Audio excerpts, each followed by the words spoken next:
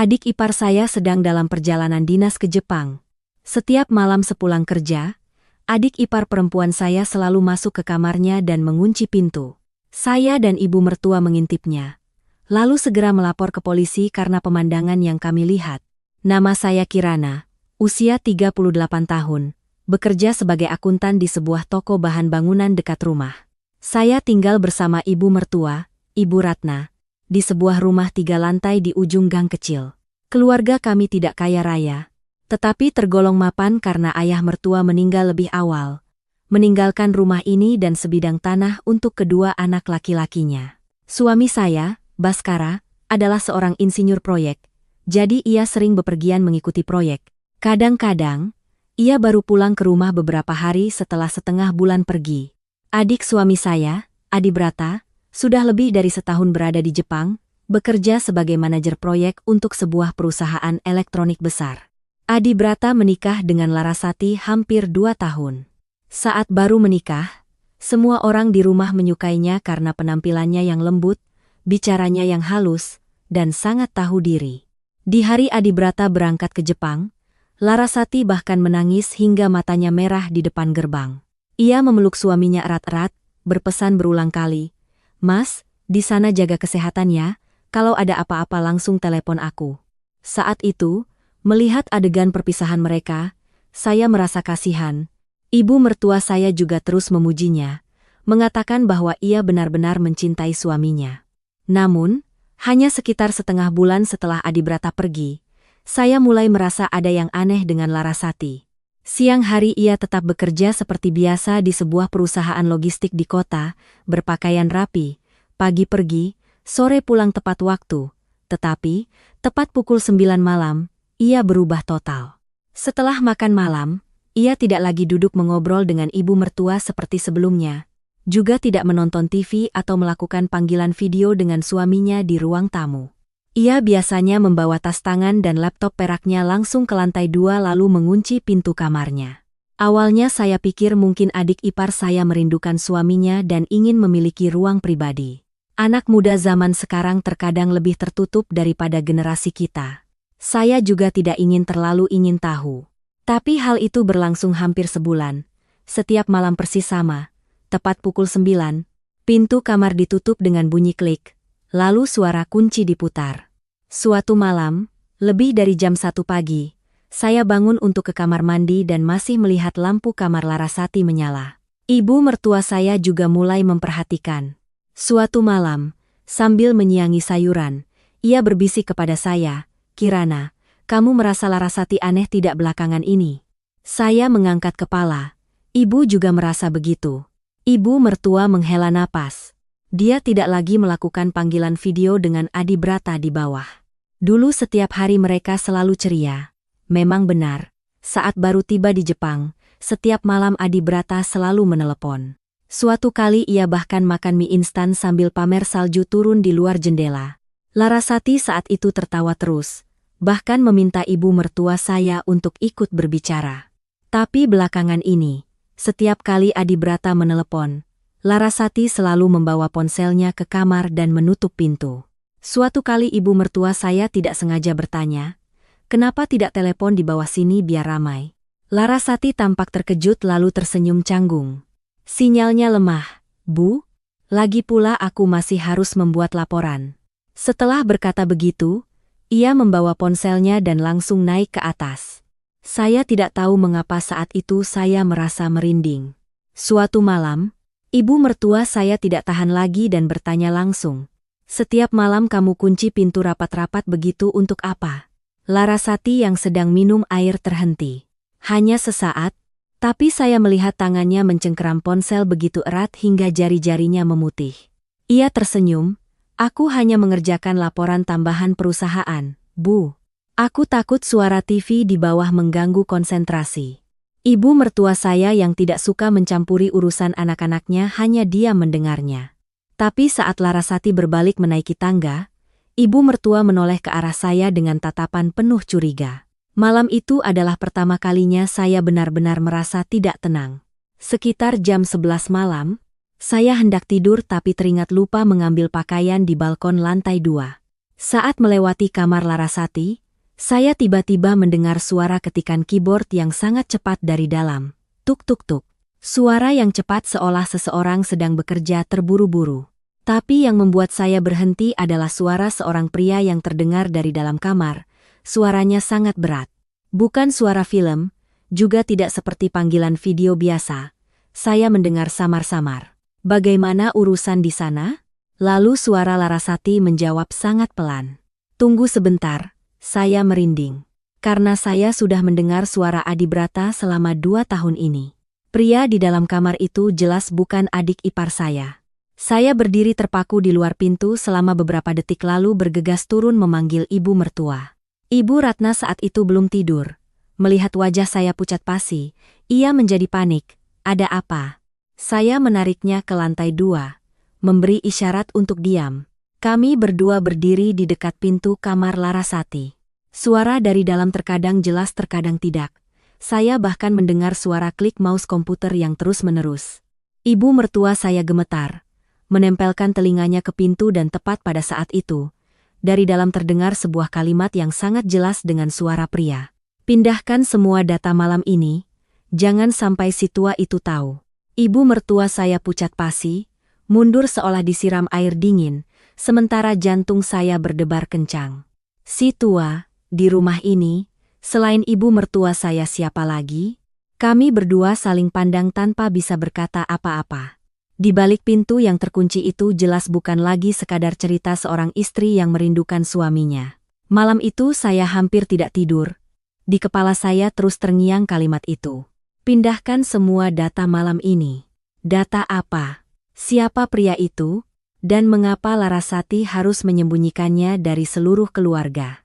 Saya berbaring di samping suami tetapi tidak berani menelepon dan menceritakannya karena saya sendiri saat itu belum tahu apa yang sedang saya hadapi. Hanya satu hal yang saya rasakan dengan sangat jelas. Keluarga ini akan segera menghadapi masalah besar. Sebelum Adibrata berangkat ke Jepang, Larasati adalah tipe adik ipar yang sekilas membuat siapapun mudah bersimpati. Gadis itu tidak terlalu lincah, juga bukan orang yang suka pamer, tetapi bicaranya selalu lembut. Setiap kali ibu mertua saya memasak, Larasati sering secara sukarela turun ke dapur untuk menyiangi sayuran, mencuci piring, kadang-kadang bahkan tersenyum lembut sambil berkata, "Biar aku saja yang kerjakan. Bu, ibu istirahat saja." Mendengar itu, Ibu Ratna sangat senang. Selalu berkata kepada saya bahwa dengan adanya menantu bungsu, rumah jadi tidak terlalu sepi. Saya saat itu juga tidak membenci Larasati. Ia berasal dari keluarga biasa. Ayahnya meninggal lebih awal, ibunya bekerja sebagai buruh di tempat yang jauh, kabarnya masa mudanya juga tidak sedikit mengalami kesulitan. Karena itulah saat ia menjadi menantu, seluruh keluarga kami merasa kasihan. Adibrata sendiri adalah orang yang sentimental. Melihat istrinya kurang beruntung, ia semakin menyayanginya. Seringkali ibu mertua saya mengingatkannya untuk berhati-hati dengan uang. Adibrata malah tertawa, "Ibu tenang saja, Larasati lebih teliti dari saya. Semua dokumen saya serahkan padanya agar tidak hilang." Setelah pernikahan, Adibrata hampir sepenuhnya mempercayai istrinya, mulai dari fotokopi KTP, paspor, rekening bank, kontrak kerja, hingga surat-surat dari perusahaan. Semua yang penting ia serahkan pada Larasati untuk diatur. Suatu kali saya melihat Larasati sedang menyortir tumpukan berkas dan menempelkan label dengan jelas. Saya bahkan berpikir dalam hati betapa telitinya gadis ini. Wanita di rumah yang pandai mengatur seperti ini akan membuat pria yang pergi jauh merasa tenang. Siapa sangka, ketelitian itulah yang kemudian membuat saya bergidik setiap kali mengingatnya. Adibrata belum 2 minggu di Jepang ketika hal-hal aneh mulai muncul. Awalnya hanya beberapa paket kecil yang dikirim ke rumah. Kotak kardus seukuran telapak tangan tanpa nama pengirim yang jelas. Hanya ada kode resi dan nama penerima Larasati. Saat saya bertanya, ia bilang itu kosmetik yang dipesan online. Tapi kosmetik apa yang dalam seminggu diterima 3-4 kali? Setiap kotaknya sangat ringan. Bagian luarnya ditempeli selotip hitam rapat-rapat seolah takut ada yang melihat isinya. Setiap kali kurir menelepon, Larasati selalu bereaksi sangat cepat. Meskipun sedang makan atau menjemur pakaian, ia akan segera berlari ke gerbang untuk menerima paket. Suatu hari ibu mertua saya melihat kurir berdiri kepanasan dan berniat membantunya menerima, belum sempat memegang kotak itu. Larasati sudah melesat turun dari tangga dan merebut paket itu. Rebutannya begitu kuat hingga kantong sayuran yang dipegang ibu saya jatuh ke lantai. Beberapa buah tomat menggelinding di halaman. Ibu mertua saya tertegun. Larasati buru-buru tersenyum menutupi. "Maaf, Bu, di dalamnya ada barang kantor. Saya takut hilang." Ibu mertua saya tidak berkata apa-apa, tapi sejak hari itu ia lebih memperhatikan. Malam hari, Larasati biasanya hanya makan beberapa suap nasi lalu meletakkan mangkuknya. Ia beralasan sakit kepala, lelah, banyak pekerjaan di kantor, lalu membawa laptopnya ke kamar. Tirai kamarnya ditarik rapat, pintu dikunci dari dalam, lampu kadang menyala kadang mati. Suatu malam saya lewat dan melihat cahaya biru terpancar dari bawah celah pintu. Cahaya dingin dari layar komputer yang terlihat sangat tidak nyaman. Lalu suatu kali saya menemukan Larasati menggunakan ponsel lain. Ponsel itu kecil berwarna hitam, layarnya sedikit retak di sudut, sama sekali bukan ponsel putih yang biasa ia gunakan sehari-hari. Hari itu saya naik ke atas untuk mengambil handuk, melihatnya berdiri di ujung koridor, menunduk sambil mengetik pesan sangat cepat. Begitu melihat saya, ia langsung menyembunyikan ponsel itu di telapak tangannya. Saya tersenyum untuk mencairkan suasana. Kamu punya ponsel kedua sejak kapan?" Larasati sejenak terdiam, tapi dengan cepat memasukkan ponsel itu ke saku bajunya. Ia menjawab, "Ponsel kantor saja, Kak. Di tempatku biasa pakai ponsel terpisah untuk menghubungi pelanggan." Jawabannya terdengar masuk akal. Tapi matanya saat itu tidak menatap lurus ke arah saya. Orang yang berkata jujur, biasanya tidak perlu terburu-buru seperti itu. Saya hanya bergumam lalu turun, tapi di dalam hati mulai ada rasa janggal. Tidak lama kemudian, ibu mertua saya menemukan beberapa penarikan kecil dari rekening tabungan bersama keluarga. Bukan jumlah yang sangat besar. Setiap kali hanya beberapa juta rupiah, tetapi terjadi terus-menerus dan selalu pada jam yang sangat larut. Ibu bertanya pada Larasati karena sebelumnya Adibrata pernah meminta bantuan istrinya untuk beberapa biaya transfer ke Jepang. Larasati berkata dengan sangat tenang, "Mungkin Mas Adibrata perlu membayar biaya dokumen, Bu. Di sana prosedurnya banyak." Dia bilang aku yang urus saja. Ibu mertua saya setengah percaya setengah tidak. Jadi keesokan harinya ia menelepon Adibrata. Tapi di ujung telepon, suara Adibrata terdengar sangat lelah. Ia bilang tidak pernah meminta Larasati menarik uang sepeser pun, lalu buru-buru berkata sedang sibuk rapat dan menutup telepon dengan cepat. Ibu memegang telepon, berdiri terdiam di dapur, raut wajahnya tidak lagi normal. Ia menoleh ke saya, suaranya mengecil, "Kirana, ibu merasa ada yang tidak beres." Sepertinya Adibrata menyembunyikan sesuatu dari ibu. Saya belum sempat menjawab, Larasati masuk dari halaman. Entah ia mendengar sesuatu atau tidak, tapi wajahnya sedikit menegang. Makan malam hari itu, ibu mertua saya mencoba menyinggung soal surat-surat rumah dan tanah, bilang ingin memeriksa kembali beberapa fotokopi karena sudah lama tidak dirapikan. Larasati langsung meletakkan sumpitnya, berkata dengan sangat cepat, "Biar aku saja yang urus, Bu. Mas Adibrata sudah berpesan, urusan hukum itu rumit. Orang tua jangan repot-repot." Kalimat itu membuat saya tersinggung. Seorang adik ipar yang baru sebentar di rumah, suaminya sedang di luar negeri.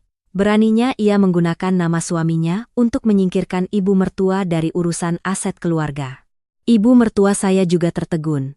Tetapi karena ingin menjaga suasana saat makan, ia hanya menjawab datar, "Ibu sudah tua tapi belum pikun.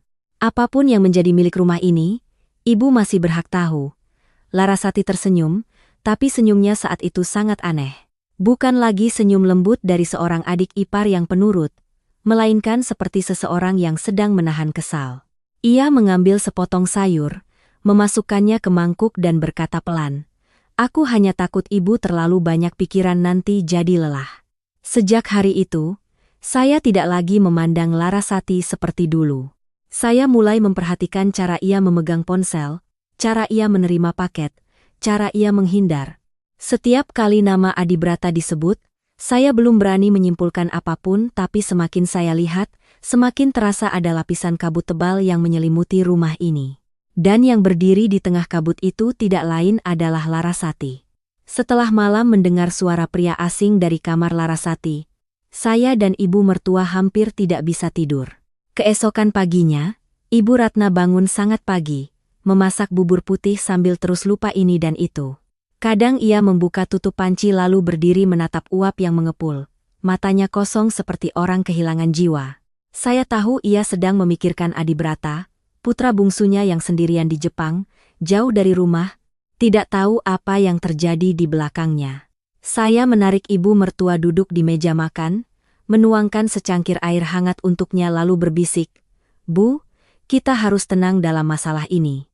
Kalau sekarang kita bertanya langsung, dia tinggal menyangkal saja. Kita tidak punya bukti.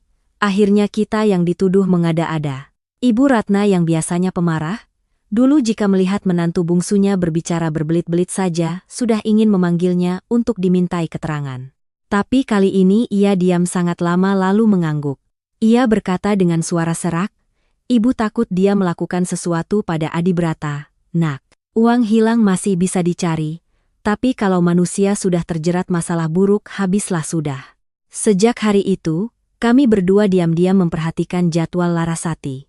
Kami tidak melakukan apapun yang terlalu mencolok, tetap makan bersama, tetap bertanya seperti biasa, tapi hati kami selalu tegang. Tepat pukul 9 malam, Larasati kembali membawa tas dan laptopnya ke atas. Sekitar pukul 9:15, dari dalam kamarnya mulai terdengar suara ketikan keyboard. Menjelang pukul 10 lebih, kadang-kadang terdengar suara pria, kadang jauh kadang dekat, kadang hanya beberapa kata singkat lalu hening. Suatu malam, saya pura-pura naik ke atas untuk mengambil obat sakit kepala untuk ibu. Saat melewati kamar Larasati, saya berjalan sangat pelan, berusaha agar sandal tidak mengeluarkan suara. Di balik pintu kayu yang tertutup rapat, saya mendengar beberapa kalimat terputus-putus. Pria itu mengatakan sesuatu tentang berkas kependudukan lalu kode verifikasi. Larasati menjawab sangat pelan, "Aku sedang menunggu kiriman dari sana." Sesaat kemudian, orang itu berkata lagi, "Setelah haknya dipindahkan, kunci semua akun lama." Jantung saya serasa diremas. Kata-kata itu tidak seperti perselingkuhan, juga tidak seperti percakapan biasa antar teman. Itu seperti sebuah rencana yang sudah diperhitungkan langkah demi langkah. Saya turun ke dapur dan menceritakannya pada ibu mertua. Ibu Ratna mendengarnya dengan wajah pucat. Ia berpegangan pada tepi meja, berkata seolah bertanya pada diri sendiri, "Pindahkan hak apa? Dia mau memindahkan apa? Rumah dan tanah, rekening, atau surat-surat Adibrata?" Saya tidak berani menjawab karena kepala saya juga sedang pusing. Tapi satu hal yang saya tahu pasti, jika Larasati hanya menyembunyikan urusan pribadi, tidak perlu menyebut kata-kata seperti berkas, kode verifikasi, atau pindah hak. Keesokan paginya, saya sengaja membersihkan koridor lantai 2. Di depan pintu kamar Larasati ada sebuah kantong sampah kecil yang diikat terburu-buru, mungkin ia belum sempat membawanya turun. Saya melihat sekeliling tidak ada siapa-siapa, lalu mengambilnya dan membawanya ke kamar mandi lantai 2 untuk dibuka. Di dalamnya hanya ada beberapa lembar kertas yang disobek-sobek, bungkus kopi instan, dan beberapa potong selotip hitam. Saya duduk dan mencoba menyusun beberapa sobekan kertas itu. Tangan saya gemetar saat melihat beberapa kata yang tersisa. Surat kuasa, pernyataan lajang, penjaminan, penerima manfaat. Hanya beberapa sobekan kertas tapi membuat punggung saya merinding. Saya mengumpulkan semuanya, memasukkannya ke dalam kantong plastik bersih lalu menunjukkannya pada ibu mertua. Ibu Ratna memegang sobekan-sobekan kertas itu, bibirnya bergetar. Ia berkata, "Dia sudah punya suami, kenapa ada pernyataan lajang? Menjamin siapa? Memberi kuasa untuk apa?" Saya menatapnya dengan hati yang berat. Pertanyaan-pertanyaan itu terus bersambung, dan semuanya menakutkan. Ibu mertua saya tiba-tiba berdiri, hendak langsung menelepon Adibrata tapi saya segera menahan tangannya. "Jangan telepon dulu, Bu. Kalau ponsel Adibrata sedang dipantau, atau jika Larasati mengontrol pesannya, kita menelepon sekarang sama saja memberitahunya bahwa kita curiga." Ibu Ratna tertegun, tangannya dingin di genggaman saya. Ia duduk kembali. Air matanya mengalir tanpa suara. Saya kasihan padanya, tapi juga tidak bisa membiarkan emosi merusak segalanya. Saat ini, satu langkah salah saja bisa membuat Larasati menghapus semua jejak. Malam berikutnya, saya memutuskan untuk sedikit lebih berani. Saya berkata pada ibu bahwa jika saya terlalu lama di atas, ia tolong berjaga di bawah tangga. Sekitar pukul 10.30, saya pura-pura memegangi perut sambil melewati kamar Larasati. Mulut saya sengaja mengerang pelan seolah benar-benar kesakitan. Ketika sampai di depan pintu, saya membungkuk seolah mengikat tali sandal. Mata saya mengintip melalui celah di bawah pintu. Cahaya biru dari layar komputer memantulkan seberkas garis panjang di lantai keramik. Saya melihat bayangan Larasati duduk di depan meja. Kepalanya sedikit miring ke satu sisi, di layar sepertinya ada jendela kamera yang terbuka. Lalu saya melihat gerakan yang sangat aneh. Ia mengangkat sesuatu setinggi wajahnya, lalu mengarahkan ponselnya ke benda itu, seperti sedang melakukan verifikasi wajah atau mencocokkan dokumen. Saya menahan napas, di kepala saya langsung terbayang paspor, KTP, dan dokumen pribadi Adibrata yang dipegang Larasati. Tepat pada saat itu, suara Larasati terdengar sangat pelan tapi cukup jelas bagi saya. Tenang saja, di Jepang, dia belum tahu apa-apa. Selesai gelombang ini, aku akan tarik semua lalu menghilang. Saya berdiri terpaku di koridor. Kedua kaki saya lemas, tangan saya mencengkeram erat pagar tangga agar tidak jatuh. Kalimat itu seperti pisau yang menusuk langsung ke sisa harapan terakhir saya. Larasati tidak hanya menyembunyikan sesuatu, ia sedang merencanakan jalan keluar. Dan orang yang paling terancam bahaya kemungkinan besar adalah Adibrata. Saya kembali ke dapur. Wajah saya tidak berdarah lagi. Ibu mertua saya begitu melihat saya langsung tahu ada masalah besar. Ia bertanya bertubi-tubi. "Bagaimana, Nak? Kamu dengar apa?" Saya butuh beberapa detik untuk bisa berbicara. Ketika saya mengulangi kalimat yang baru saja diucapkan Larasati, Ibu Ratna terduduk di kursi, kedua tangannya memegangi dada. Ia berbisik, "Ya Tuhan, Adibrata anakku." Saya memegang bahunya, berusaha menjaga agar kami berdua tidak panik, tapi di dalam hati saya tahu dengan sangat jelas, sejak saat itu, ini bukan lagi sekadar kecurigaan. Di balik pintu yang terkunci itu ada sebuah konspirasi nyata. Dan jika kami tidak segera menghentikannya, mungkin Adibrata, ibu mertua saya, bahkan rumah ini akan diseret Larasati ke dalam jurang tanpa dasar. Setelah malam itu, saya dan ibu mertua tidak lagi berani menganggap urusan Larasati sebagai masalah kecurigaan antar wanita. Sobekan kertas, kalimat tarik semua lalu menghilang, dan suara pria asing di kamarnya, semuanya membentuk gambaran yang terlalu menakutkan. Saya berkata pada ibu mertua bahwa jika kita terus menguping, tidak akan ada yang terselesaikan. Untuk melindungi Adibrata, melindungi rumah ini, kita harus punya bukti yang jelas. Tetapi sama sekali tidak boleh melakukan sesuatu yang melanggar batas. Saya berdiskusi dengannya untuk memasang kamera kecil di sudut koridor lantai 2, hanya mengarah ke pintu kamar Larasati. Tujuannya adalah untuk merekam siapa yang keluar masuk, melihat apakah ada orang asing yang muncul, bukan untuk merekam ke dalam kamar.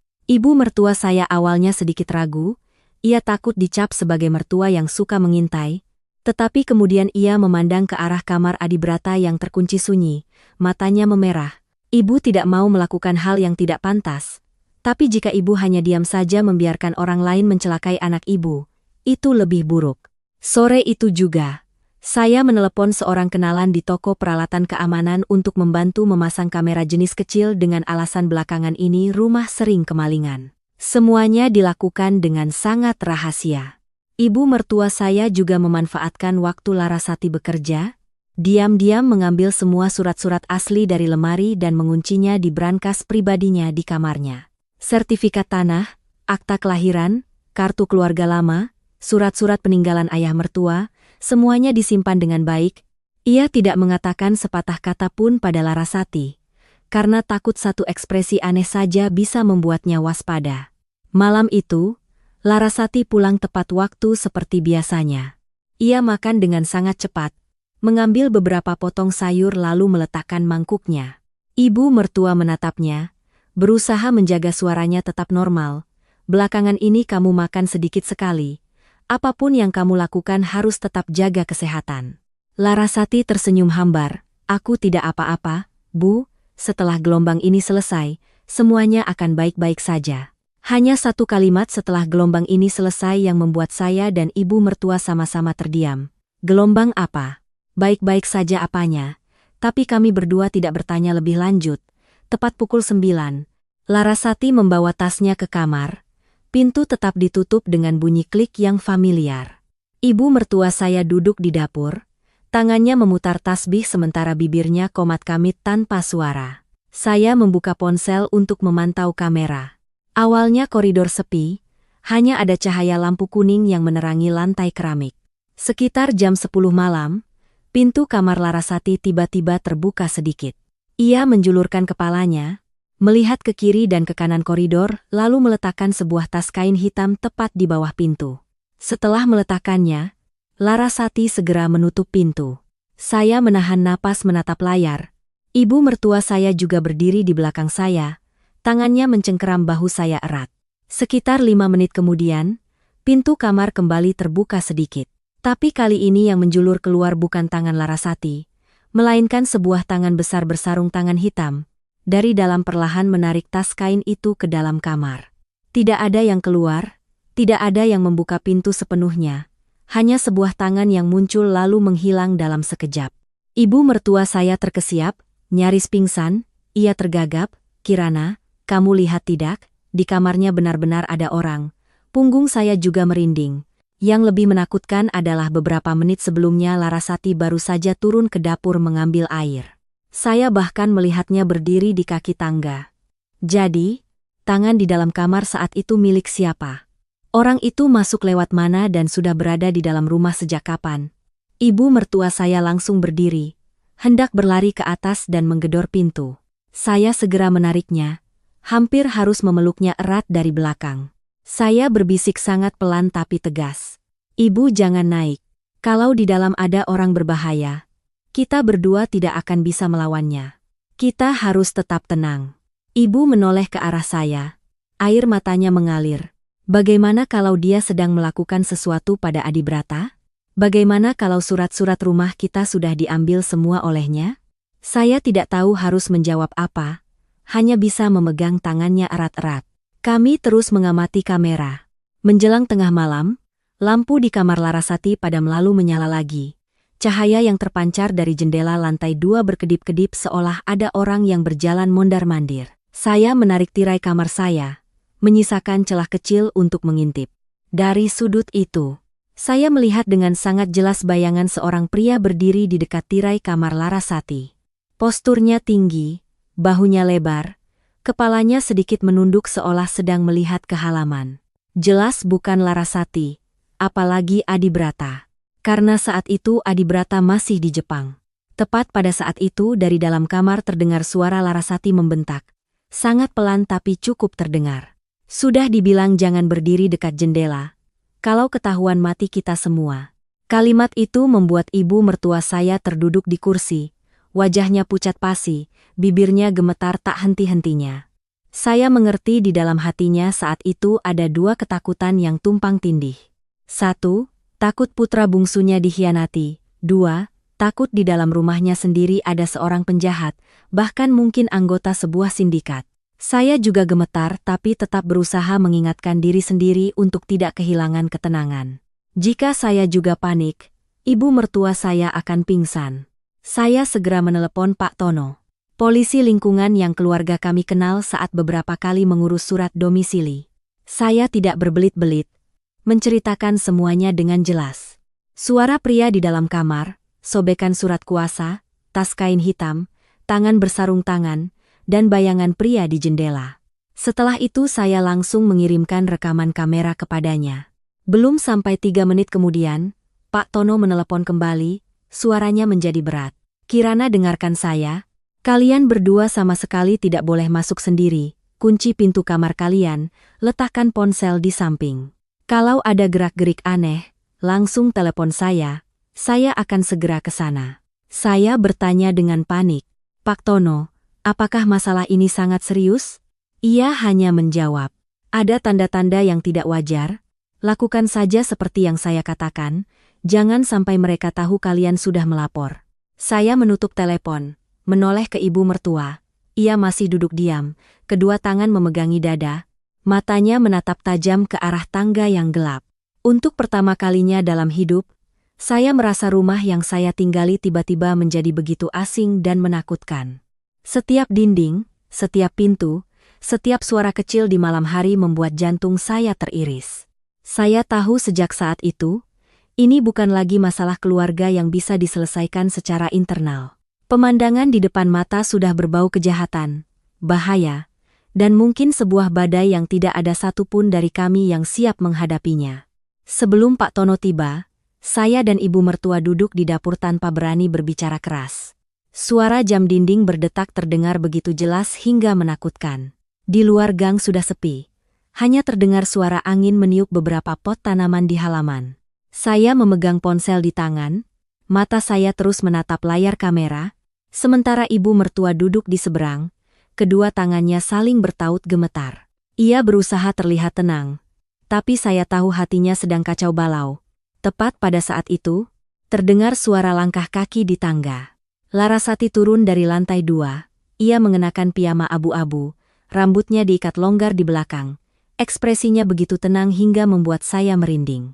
Jika bukan karena saya baru saja melihat semua kejadian itu dengan mata kepala sendiri, mungkin saya masih berpikir ia hanyalah seorang adik ipar yang lelah karena pekerjaan.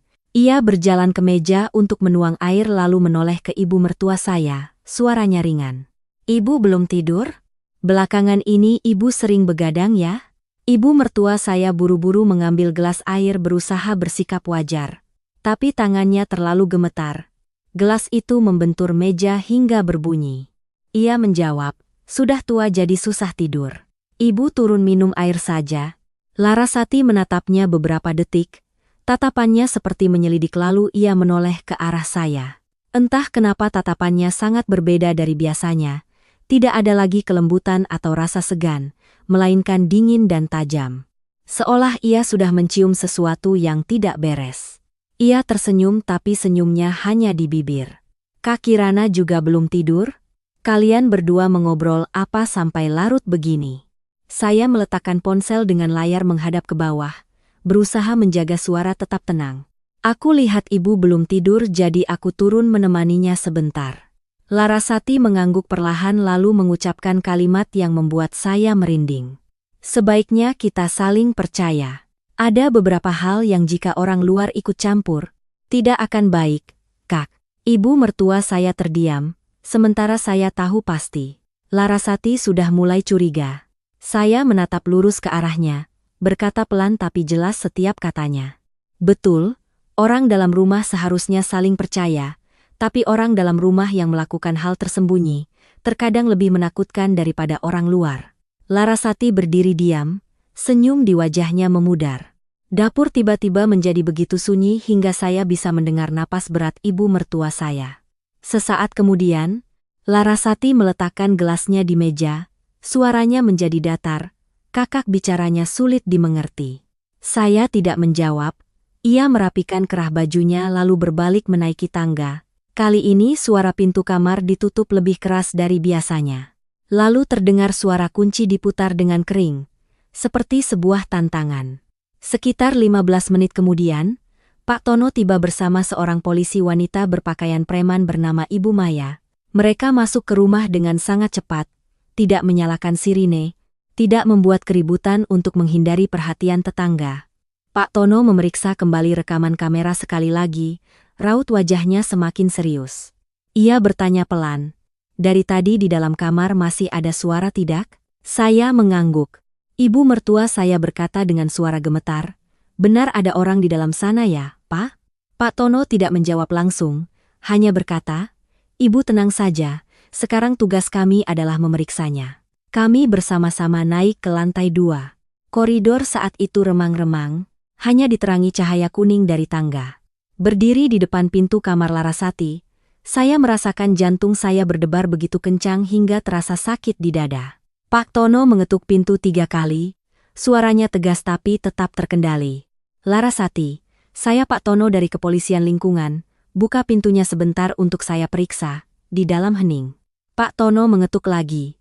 Kali ini dari dalam kamar terdengar suara benda diseret sangat pelan, lalu suara kertas berdesir seolah seseorang sedang terburu-buru mengumpulkan sesuatu. Tepat setelah itu adalah suara mesin yang mati. Saya melirik ibu mertua, wajahnya pucat pasi. Pak Tono segera mengubah nada suaranya. Larasati, buka pintunya sekarang. Jika kamu tidak kooperatif, kami terpaksa akan menanganinya sesuai prosedur. Butuh hampir 1 menit lagi sebelum pintu terbuka. Larasati berdiri di baliknya, rambutnya sedikit berantakan, wajahnya pucat tapi masih berusaha terlihat tenang. Ada apa ya, Pak, malam-malam begini? Belum selesai ia berbicara, Ibu Maya sudah masuk lebih dulu. Bau plastik terbakar menyengat hidung saya. Di meja kerja, laptopnya masih panas, layarnya hitam tapi lampu dayanya belum sepenuhnya mati. Di sebelahnya ada sebuah printer mini, beberapa kartu SIM, beberapa kartu bank, dan banyak fotokopi dokumen atas nama Adi Brata. Ibu mertua saya melihat nama putranya di tumpukan kertas itu dan hampir pingsan. Ia berbisik, "Kenapa surat-surat Adi Brata ada di sini?" Larasati buru-buru berkata, "Aku hanya menyimpankannya untuknya, Bu. Itu semua dokumen pekerjaan." Pak Tono tidak berkata apa-apa, hanya memberi isyarat pada Ibu Maya untuk melanjutkan pemeriksaan. Saat membuka lemari pakaian, Ibu Maya menemukan sebuah papan tipis yang dipasang dengan sangat rapi di belakang salah satu laci. Di dalamnya tersembunyi banyak berkas surat kuasa, kontrak pinjaman online, surat keterangan penghasilan, dan beberapa stempel kecil yang dibungkus kain. Suasana di dalam kamar seperti membeku. Ibu mertua saya menatap Larasati, air matanya mengalir. "Apa yang kamu lakukan dengan surat-surat anak saya?" Larasati langsung menangis. Ia berlutut dan memegang tangan ibu mertua saya. "Bu, aku ditipu, aku dipaksa melakukannya. Aku tidak tahu kalau masalahnya akan seserius ini." Tapi tangisannya tidak membuat saya luluh lagi. Karena beberapa menit sebelumnya ia masih menatap saya dengan tatapan dingin.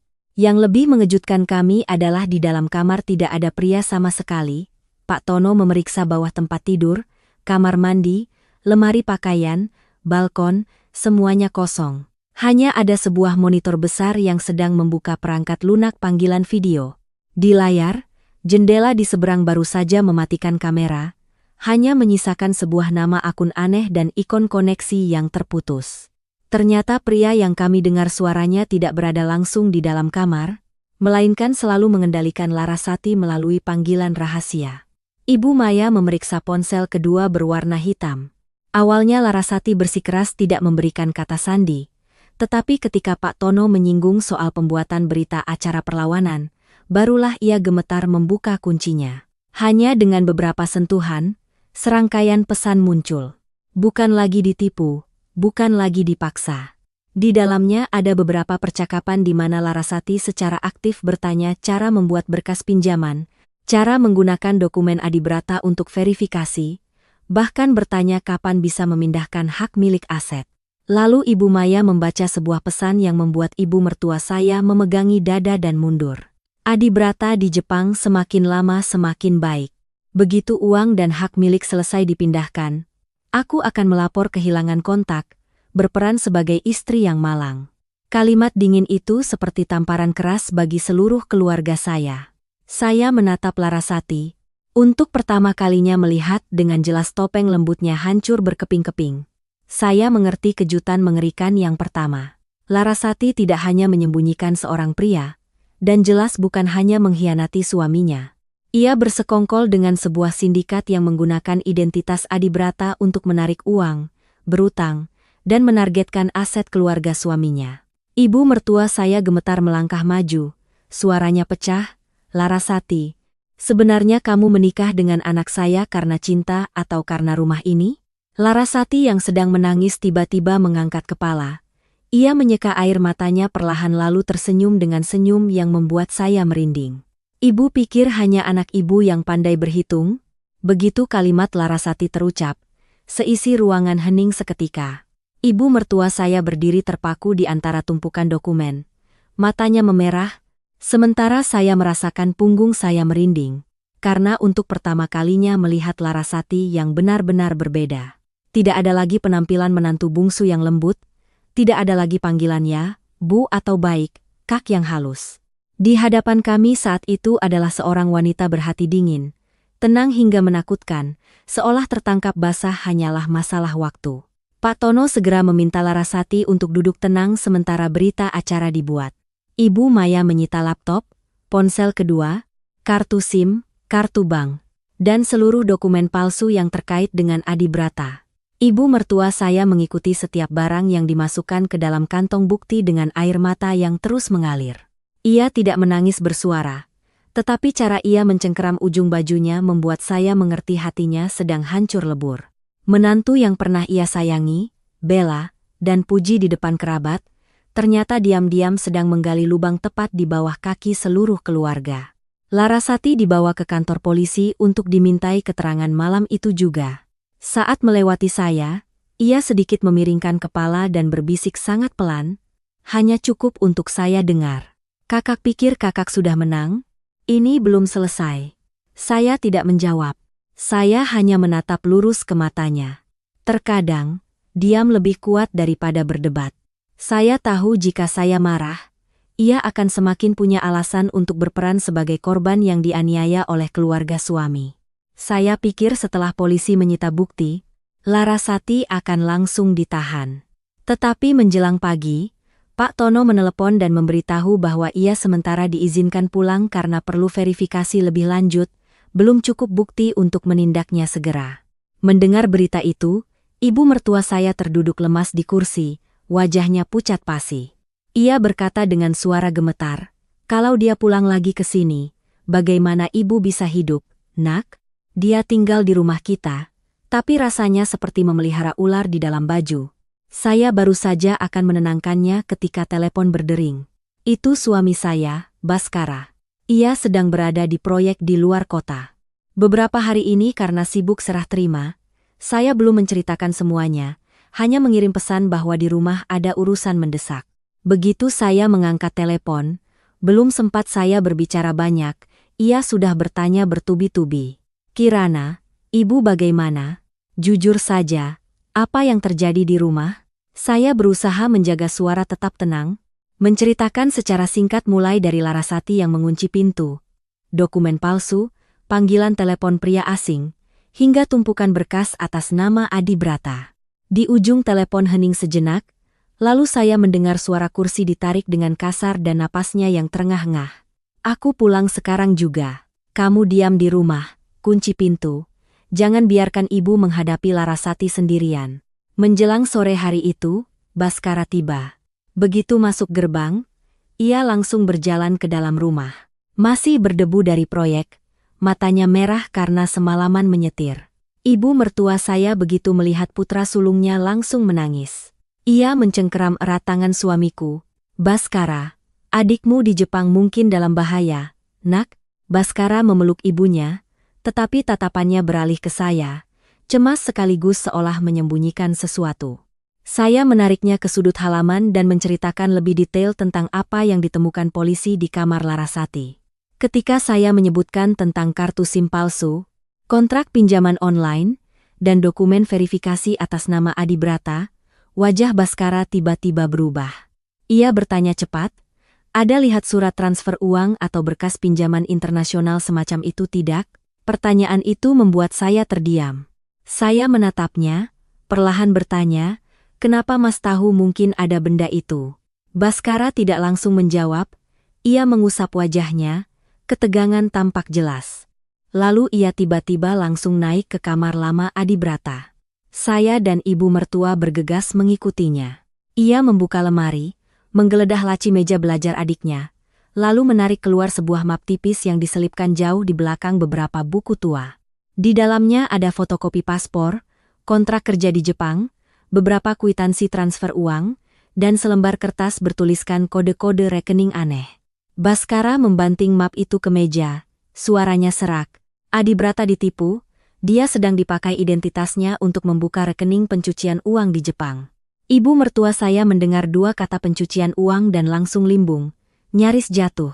Saya segera menopangnya duduk, sementara saya sendiri merasa pusing. Apa yang saya curigai sebelumnya sudah menakutkan, tetapi ini jauh lebih besar. Baskara mengaku beberapa bulan lalu Adibrata pernah menelepon untuk meminjam sejumlah besar uang darinya. Saat itu Adibrata hanya bilang sedang ada masalah dengan perusahaan, butuh uang cepat untuk menyelesaikannya, kalau tidak akan kehilangan pekerjaan. Baskara kasihan pada adiknya dan takut ibu khawatir, jadi ia diam-diam mentransfer uang. Mendengar itu saya marah sekaligus sedih.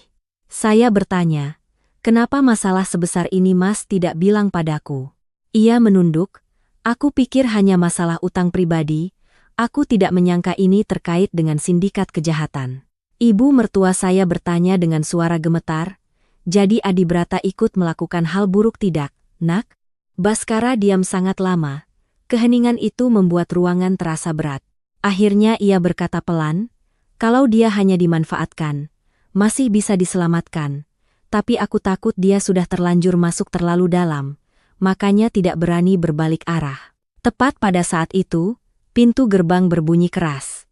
Ponsel Larasati yang ada di meja tiba-tiba berdering terus-menerus.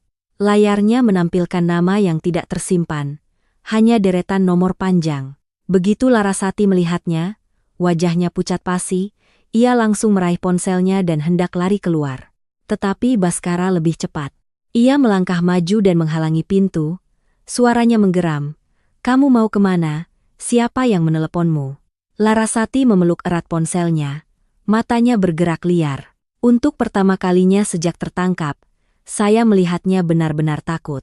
Bukan takut pada ibu mertua, bukan takut pada saya, melainkan takut pada orang yang sedang menelepon. Ia tergagap, "Tidak ada hubungannya denganmu. Minggir." Baskara belum sempat menjawab ketika di luar gerbang terdengar suara rem mobil mendadak, diikuti suara seorang pria berteriak kasar dan dingin, "Buka pintunya, serahkan Larasati ke sini." Ibu mertua saya memegangi dada, sementara saya berdiri terpaku di tengah ruang tamu. Hal yang paling kami takuti akhirnya terjadi. Orang di belakang Larasati telah datang ke rumah. Teriakan di luar gerbang yang terdengar di tengah malam membuat seluruh rumah seolah membeku. Ibu mertua saya yang baru saja memegang gelas air terkejut hingga menjatuhkannya ke lantai keramik. Gelas itu pecah berderai, airnya menyiprat kemana-mana, sementara ia memegangi dada dan mundur merapat ke dinding. Saya bergegas menolong ibu, tetapi mata saya tidak lepas dari pintu utama. Di sana, suara gedoran pintu terdengar bertubi-tubi seolah ingin merobohkan gerbang besi. Saya mengintip dari celah tirai. Di bawah cahaya lampu jalan yang kekuningan, ada 3 pria berpakaian hitam berdiri di depan gerbang.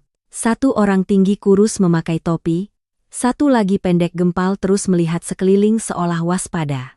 Sementara yang berdiri di tengah memiliki bekas luka panjang dari sudut mata hingga dekat sudut bibir. Ia memegang ponsel di telinga, sambil menelepon sambil menatap tajam ke lantai 2 rumah saya. Di ruang tamu, ponsel Larasati masih berdering tanpa henti. Setiap kali layarnya menyala, wajahnya semakin pucat. Sampai panggilan keempat, Larasati hampir tidak bisa berdiri lagi. Ia mundur ke arah tangga, suaranya bergetar hebat, "Jangan buka pintu, tolong jangan buka pintu.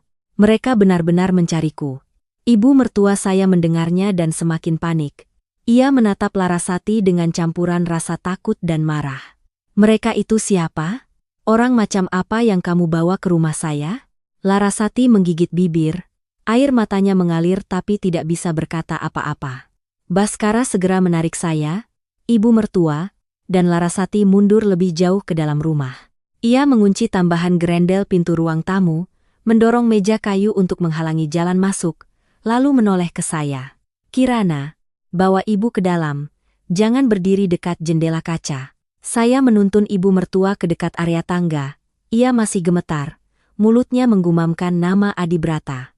Sementara Baskara mengambil tongkat besi yang biasa diletakkan di sudut rumah, berdiri menghalangi pintu seperti benteng. Saya melihat punggung suami saya, merasa kasihan sekaligus khawatir. Biasanya ia pendiam, baik hati, dan tidak pernah suka keributan, tetapi saat itu saya melihat dengan jelas ketegasan di matanya. Keluarga sudah didesak hingga ke tepi jurang. Baskara segera menelepon Pak Tono. Ia berbicara sangat cepat, "Pak Tono, Ada 3 orang asing di depan gerbang rumah saya. Mereka terus menelepon Larasati. Ada tanda-tanda ancaman. Tolong kirim orang untuk membantu segera. Di ujung telepon, Pak Tono berpesan agar ia sama sekali tidak membuka pintu, mencoba merekam gambar jika aman, dan menunggu petugas datang. Baskara menyalakan kamera ponselnya, meletakkannya di celah tirai untuk merekam semua yang terjadi di luar. Di luar gerbang, pria berbekas luka itu mulai kehilangan kesabaran. Ia memukul keras gerbang besi, suaranya yang serak terdengar. Dat. Larasati, kamu pikir lapor polisi bisa selamat? Buka pintu dan bicara baik-baik. Aku masih menghormati Mas Prakoso. Kalau aku harus masuk, jangan salahkan aku. 2 kata Mas Prakoso baru saja terdengar. Larasati seolah kehilangan seluruh kekuatannya. Ia terduduk di kursi, memegangi kepala dan menangis tersedu-sedu. Saya tidak tahan lagi, melangkah ke depannya dan berkata, Prakoso itu siapa? Orang-orang itu siapa? Kamu masih mau menyembunyikannya sampai kapan? Larasati mengangkat kepala menatap saya, bibirnya bergetar. Untuk pertama kalinya saya melihat di matanya tidak ada lagi tantangan, melainkan ketakutan yang sangat nyata. Ia berkata di sela isak tangisnya, aku hanya mengira ini pekerjaan online untuk mencari tambahan. Awalnya mereka bilang aku harus memasukkan data untuk kelompok orang Indonesia di Jepang, memverifikasi akun keuangan. Setiap berkas dibayar beberapa juta. Baskara menoleh tajam. Verifikasi akun keuangan itu apa? Larasati menutupi wajahnya. Mereka butuh dokumen orang yang sedang di Jepang untuk membuka rekening perantara. Awalnya aku tidak tahu itu uang haram. Setelah tahu, aku tidak bisa keluar lagi. Ibu mertua saya mendengarnya dan limbung. Ia menunjuk Larasati, suaranya tercekat. Jadi kamu mengambil dokumen Adibrata dan memberikannya pada mereka. Larasati menangis lebih keras. Aku salah. Aku tahu aku salah. Tapi saat itu mereka sudah punya foto pribadiku. Bahkan ada video lamaku dengan orang itu. Mereka mengancam jika aku berhenti, mereka akan mengirim semuanya ke Mas Adibrata, ke kantor, ke seluruh keluarga. Aku terlalu takut, jadi semakin lama semakin terjerumus. Saya marah hingga gemetar. Tahu itu melanggar hukum tapi kamu tetap melakukannya. Kamu takut kehilangan muka jadi mengorbankan suami dan seluruh keluarga suami. Larasati mengangkat kepala, air matanya berlelehan. Kakak pikir aku mau? Awalnya aku hanya ingin mencari uang untuk membayar utang ibuku. Mereka memberikan uang terlalu mudah. Aku serakah, sampai saat aku ingin berhenti, sudah tidak bisa lagi. Kalimat itu tidak membuat saya kasihan, hanya membuat saya merasa dingin. Karena yang paling menakutkan bukanlah orang yang dipaksa, melainkan orang yang serakah sekaligus takut. Baru setelah terpojok, ia sadar telah menjual terlalu banyak hal dengan harga murah. Tepat pada saat itu, Baskara tiba-tiba bertanya, apakah pemimpinnya bernama Prakoso dan sedang berada di Osaka? Saya dan Larasati sama-sama terkejut menatapnya. Larasati ternganga. Bagaimana Mas tahu? Baskara menggertakkan gigi. Beberapa bulan lalu, Adibrata pernah menyebut seorang senior bernama Prakoso. Dia bilang orang itu membantu mencarikan pekerjaan, membantu urusan dokumen untuk pekerja Indonesia di Jepang. Saat itu aku sudah merasa tidak beres, tapi Adibrata terus bilang orang itu baik. Larasati menunduk dalam-dalam. Baskara melanjutkan, suaranya semakin berat. Baik apanya kalau kerjanya mengumpulkan dokumen orang Indonesia untuk membuka rekening. Baik apanya kalau menyuruh orang mentransfer uang berbelit-belit. Kamu dan Adibrata sama-sama diperdaya olehnya. Larasati tidak membantah lagi. Ia hanya duduk di sana, bahunya bergetar. Saya mengerti. Prakoso bukan hanya sebuah nama. Ia adalah dalang di balik seluruh jebakan yang perlahan menjerat keluarga saya. Tiba-tiba di luar gerbang terdengar suara kaca pecah. Sebuah batu bata dilemparkan lurus melalui jendela ruang tamu, jatuh ke lantai kurang dari 1 meter dari Baskara. Ibu mertua saya menjerit. Saya segera melindungi tubuhnya. Baskara bergegas menarik tirai. Batu bata itu diikat dengan selembar kertas lusuh. Baskara mengambilnya, membukanya, dan membacanya. Hanya 1 baris tulisan tangan yang asal-asalan dengan tinta merah. Kalau besok pagi polisi masih menahan barang-barang kami, siapkan pemakaman kalian sendiri." Ibu mertua saya menangis terseduh-seduh. Ia terduduk di lantai, kedua tangannya menutupi wajah. "Ya Tuhan, apa salah keluarga saya?" Saya berlutut di sampingnya, memeluk bahunya. Saat itu, meskipun saya sangat marah pada Larasati, saya tidak bisa membiarkan ibu mertua saya pingsan di hadapan orang-orang di luar sana. Saya berbisik di telinganya, "Bu, kita masih hidup, masih waras, kita masih bisa menyelamatkan keadaan. Jangan biarkan mereka membuat kita takut hingga kehilangan akal." Baskara berdiri di dekat pintu, masih memegang kertas ancaman itu. Ia menatap saya, matanya memerah karena menyalahkan diri sendiri. Sesaat kemudian, ia menggenggam erat tangan saya. Suaranya serak, "Maafkan aku. Seandainya dulu aku lebih memperhatikan adikku. Seandainya aku tidak menyembunyikan soal Adibrata meminjam uang, mungkin tidak akan sampai seperti ini." Saya balas menggenggam tangannya, meskipun hati saya juga sama sakitnya. Saya hanya berkata, "Sekarang bukan saatnya saling menyalahkan. Kalau mau menyelamatkan Adibrata, menyelamatkan ibu, kita semua harus bersatu dulu." Di luar gerbang, kelompok orang itu masih belum pergi. Suara motor dinyalakan lalu dimatikan, suara langkah kaki mondar-mandir. Suara pria berbekas luka itu memaki-maki terdengar sesekali. Tetapi di dalam rumah, kami bukan lagi orang-orang yang hanya bisa ketakutan. Setidaknya kebenaran sudah mulai terungkap. Dan ketika dalang di baliknya sudah bertindak, saya mengerti bahwa pertarungan sesungguhnya bagi keluarga saya baru saja dimulai. Setelah lemparan batu bata yang disertai ancaman, Pak Tono mengirim petugas untuk mencatat kejadian malam itu juga.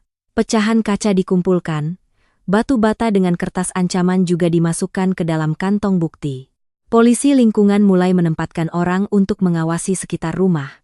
Tetapi kelompok pria berjaket hitam itu telah menghilang dengan sangat cepat di gang yang gelap. Kamera di ujung gang hanya berhasil merekam plat nomor motor yang sebagian tertutup, sementara wajah mereka tersembunyi di balik topi dan masker. Semuanya seolah telah dipersiapkan, rapi, nekat, dan tidak meninggalkan banyak celah. Malam itu, hampir tidak ada seorang pun di keluarga kami yang bisa tidur. Ibu mertua saya berbaring di sofa panjang di ruang tamu, tangannya terus memegangi dada, sesekali napasnya sesak. Saya membuatkan air hangat untuknya, sementara Baskara duduk di dekat pintu, matanya tidak lepas dari ponsel dan kamera di depan gerbang. Larasati ditahan di lantai 1 agar mudah diawasi. Ia duduk di sudut ruangan, kedua tangannya memeluk lutut, sesekali mengangkat kepala menatap kami dengan tatapan panik. Tetapi setelah semua yang terjadi, saya tidak lagi cukup naif untuk sepenuhnya percaya pada ketakutannya itu. Hampir pukul 2 pagi, saat rumah tenggelam dalam keheningan yang tegang, ponsel Baskara tiba-tiba bergetar. Layarnya menampilkan panggilan video dari Adibrata. Ibu mertua saya yang sedang setengah tertidur langsung terbangun. Suaranya gemetar. "Adibrata telepon ya, nak, cepat angkat." Baskara melirik saya sejenak lalu menerima panggilan itu. Begitu layar menyala, saya merinding. Adibrata muncul di layar yang buram. Wajah adik ipar saya penuh lebam, bibirnya sobek di satu sisi. Rambutnya acak-acakan, kerah bajunya kusut seperti baru saja ditarik seseorang. Di belakang Adibrata bukan kamar kosnya di Jepang yang pernah saya lihat di video, melainkan tempat gelap seperti gudang. Dinding semen abu-abu, cahaya lampu putih berkedip-kedip menerangi wajahnya yang pucat seperti orang sakit. Adibrata menatap layar, matanya merah, ia berbicara sangat pelan, suaranya serak, "Mas Baskara, tolong aku." Ibu mertua saya menjerit lalu bergegas mendekati ponsel. "Adibrata, kamu kenapa? Siapa yang memukulmu?" Baskara segera menahan ibunya, berusaha merendahkan suaranya. "Adibrata, tenang. Kamu di mana? Jelaskan pada Mas." Adibrata gemetar melihat ke samping seolah takut ada yang menguping. Ia berbicara terbata-bata bahwa setelah sindikat di Indonesia mulai diendus polisi, Prakoso mencurigainya berkhianat dan menyuruh orang menahannya. Mereka memaksanya menyerahkan kata sandi tambahan akun perusahaan, kode verifikasi bank, dan data-data yang sebelumnya bisa ia akses. Jika ia tidak melakukannya, mereka akan menimpakan semua kesalahan padanya, menjadikannya penanggung jawab seluruh transaksi. Baskara marah hingga matanya merah. Ia menggertakkan gigi dan bertanya, "Kamu jujur padaku, sebenarnya apa yang kamu lakukan? Kenapa mereka bisa memegang akunmu?" Adibrata menangis. Seorang pria berusia hampir 30 tahun yang pernah dianggap sebagai kebanggaan keluarga karena bekerja di Jepang, saat itu menangis seperti anak kecil yang terpojok. Ia bilang setelah beberapa bulan di Jepang, karena ajakan teman-teman, ia terjerumus dalam judi online. Awalnya hanya bermain kecil, setelah kalah terlalu banyak, utang menumpuk, totalnya lebih dari 1 miliar rupiah. Karena gengsi, ia tidak berani memberitahu ibunya, juga tidak berani memberitahu kakaknya. Tepat pada saat itu, Prakoso muncul, bilang ada cara cepat menghasilkan uang, hanya perlu meminjamkan informasi akun dan mengurus beberapa file internal. Baskara memukul meja dengan keras. "Sudah berapa kali aku tanya uang dari mana sampai berutang? Kenapa kamu tidak jujur? Kamu pikir dengan menyembunyikannya bisa menjaga muka? Kamu sedang mengorbankan seluruh keluarga." Adibrata menunduk, air matanya jatuh ke layar.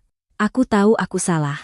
Awalnya aku hanya berpikir melakukan 1-2 kali untuk membayar utang. Aku tidak tahu mereka menggunakan data itu untuk mencuci uang, untuk menipu orang lain.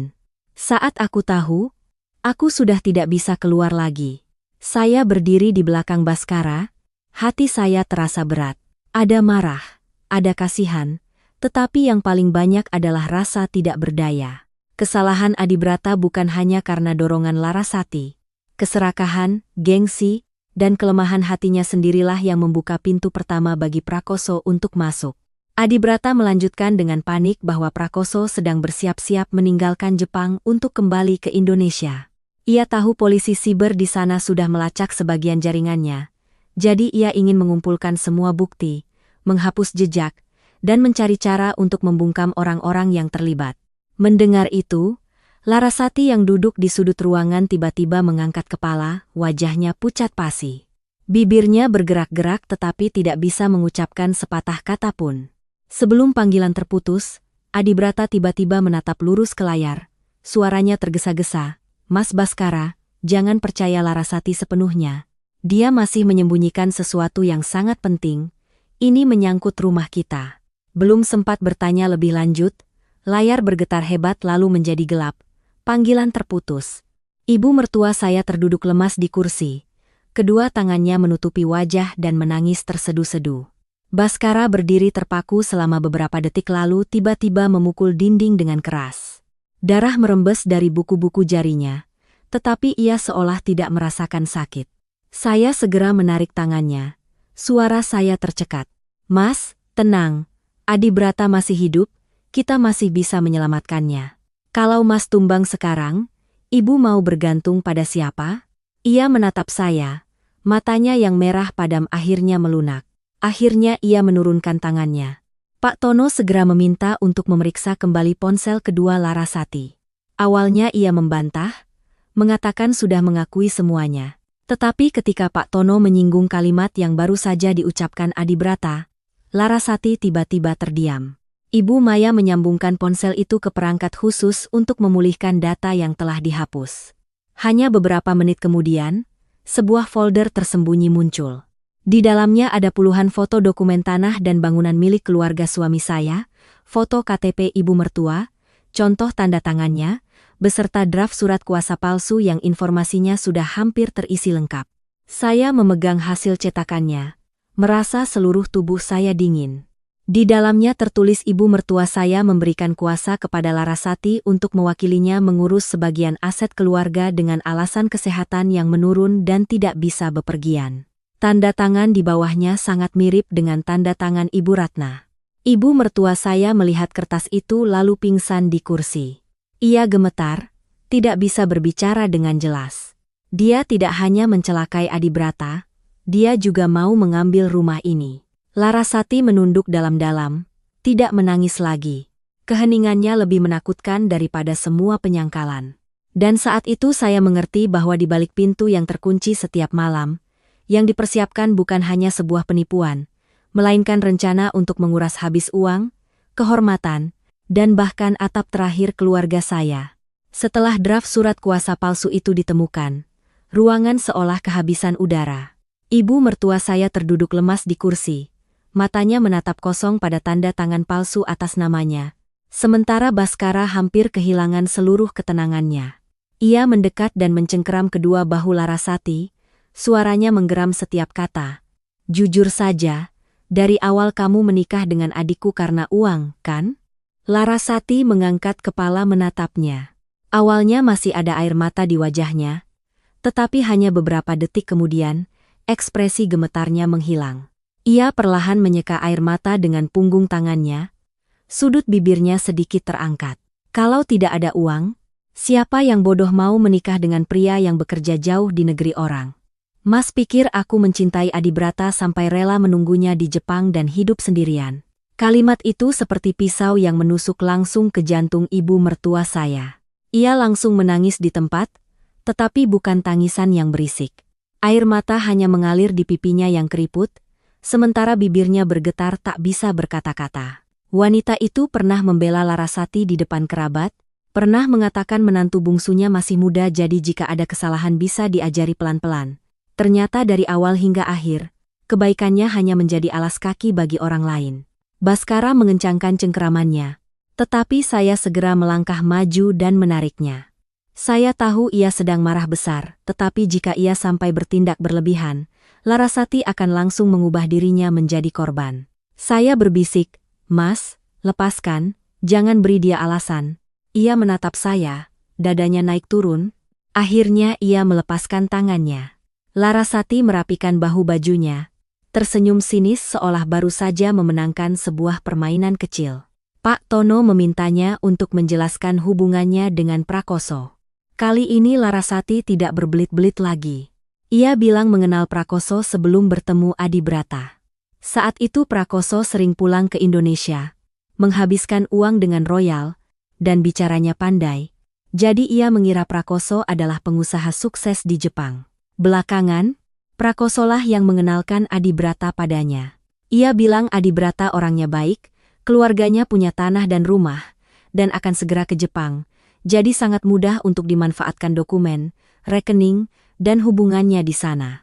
Mendengar itu, ibu mertua saya mengangkat kepala tajam. Artinya dari awal kamu sudah menjebak anak saya. Larasati diam beberapa detik lalu menjawab dengan enteng. Awalnya aku hanya berniat mengambil sedikit uang lalu bercerai. Tapi setelah tahu keluarga ini masih punya tanah, punya sertifikat, dan melihat Mas Adibrata begitu percaya padaku, aku pikir kenapa harus berhenti di tengah jalan. Saya menatap wanita di hadapan saya dengan perasaan dingin. Ia tidak lagi menyembunyikan apapun, juga tidak lagi berusaha menangis untuk meminta belas kasihan. Kebenaran terungkap begitu saja, kotor dan kejam. Baskara menggertakkan gigi dan bertanya, "Jadi selama ini kamu hanya berpura-pura?" Larasati tersenyum tipis, "Berpura-pura? Kalau tidak pandai berpura-pura, bagaimana bisa mengelabui seluruh rumah ini?" Ibu sayang pada menantu bungsu, Mas Adibrata percaya pada istri.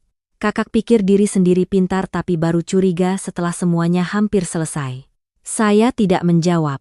Saya tahu ia sedang mencoba memprovokasi saya, tetapi ibu mertua saya tidak tahan lagi. Ia berdiri, terhuyung-huyung melangkah maju, dan menunjuk Larasati.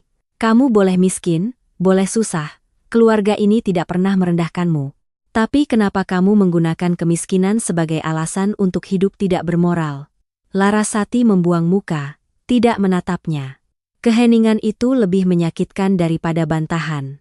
Tepat ketika semua orang mengira ia sudah kehabisan kata-kata, Larasati tiba-tiba mengubah nada bicaranya. Ia menatap lurus ke arah saya, matanya setajam pisau. "Kak Kirana, jangan cepat-cepat menghakimi dari atas. Kakak pikir Mas Baskara suamimu itu bersih sekali?" Saya terdiam. Baskara langsung mengerutkan kening. "Kamu bicara ngawur apa?" Larasati tertawa dingin. "Ngawur? Kalau begitu, jelaskan bagaimana tentang lebih dari 500 juta rupiah yang Mas transfer ke Adibrata 3 bulan lalu. Tidak bilang pada ibu, tidak bilang pada istri, Mas pikir tidak ada yang tahu?" Saya menoleh ke arah suami saya. Hati saya tiba-tiba terasa nyeri. Soal Baskara pernah membantu Adibrata dengan uang, saya sudah tahu dari pengakuannya sebelumnya, tetapi mendengar Larasati mengatakannya dengan nada curiga seperti itu, segalanya terasa lebih berat. Ia melanjutkan, dia tahu adiknya punya masalah di Jepang, tahu ada yang menagih utang, tahu uang yang ditransfer tidak jelas, tapi tetap diam-diam membantu. Kakak pikir dia benar-benar tidak terlibat? Baskara memukul meja dengan keras, suaranya serak karena marah. Aku transfer uang karena aku pikir dia diancam oleh preman di sana. Aku tidak tahu dia terlibat pencucian uang, apalagi tahu kamu menggunakan dokumennya untuk perbuatan melanggar hukum. Kalau aku tahu, lebih baik aku biarkan dia pulang dan bertanggung jawab daripada menyeret seluruh keluarga ke dalam lubang seperti sekarang. Saya menatap suami saya lama sekali. Saya marah padanya karena menyembunyikan hal ini dari saya. Marah karena ia merasa berhak menanggung urusan keluarga sendirian.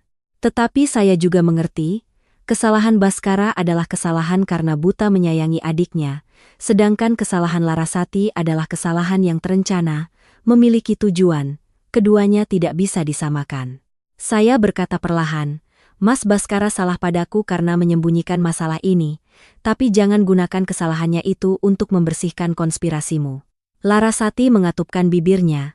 Tatapannya menjadi gelap. Mungkin ia tidak menyangka saya tidak akan terjebak dalam perangkap kecurigaannya. Tepat pada saat itu, telepon Pak Tono berdering. Ia menjawab, dan hanya beberapa detik kemudian, raut wajahnya berubah.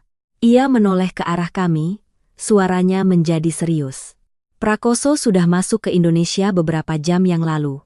Pihak imigrasi baru saja mengonfirmasi. Seisi ruangan hening. Pak Tono melanjutkan, kamera di lingkungan ini juga merekam gambar seorang pria yang sangat mirip dengannya muncul di dekat sini sejak sore. Kemungkinan ia tidak hanya menyuruh anak buahnya untuk mengintimidasi, ia sedang memantau tempat ini secara langsung. Ibu mertua saya mencengkeram erat pegangan kursi. Saya melihat bibirnya bergerak-gerak seolah ingin berdoa tetapi tidak bisa. Larasati untuk pertama kalinya menunjukkan kepanikan yang sesungguhnya. Ia mundur selangkah.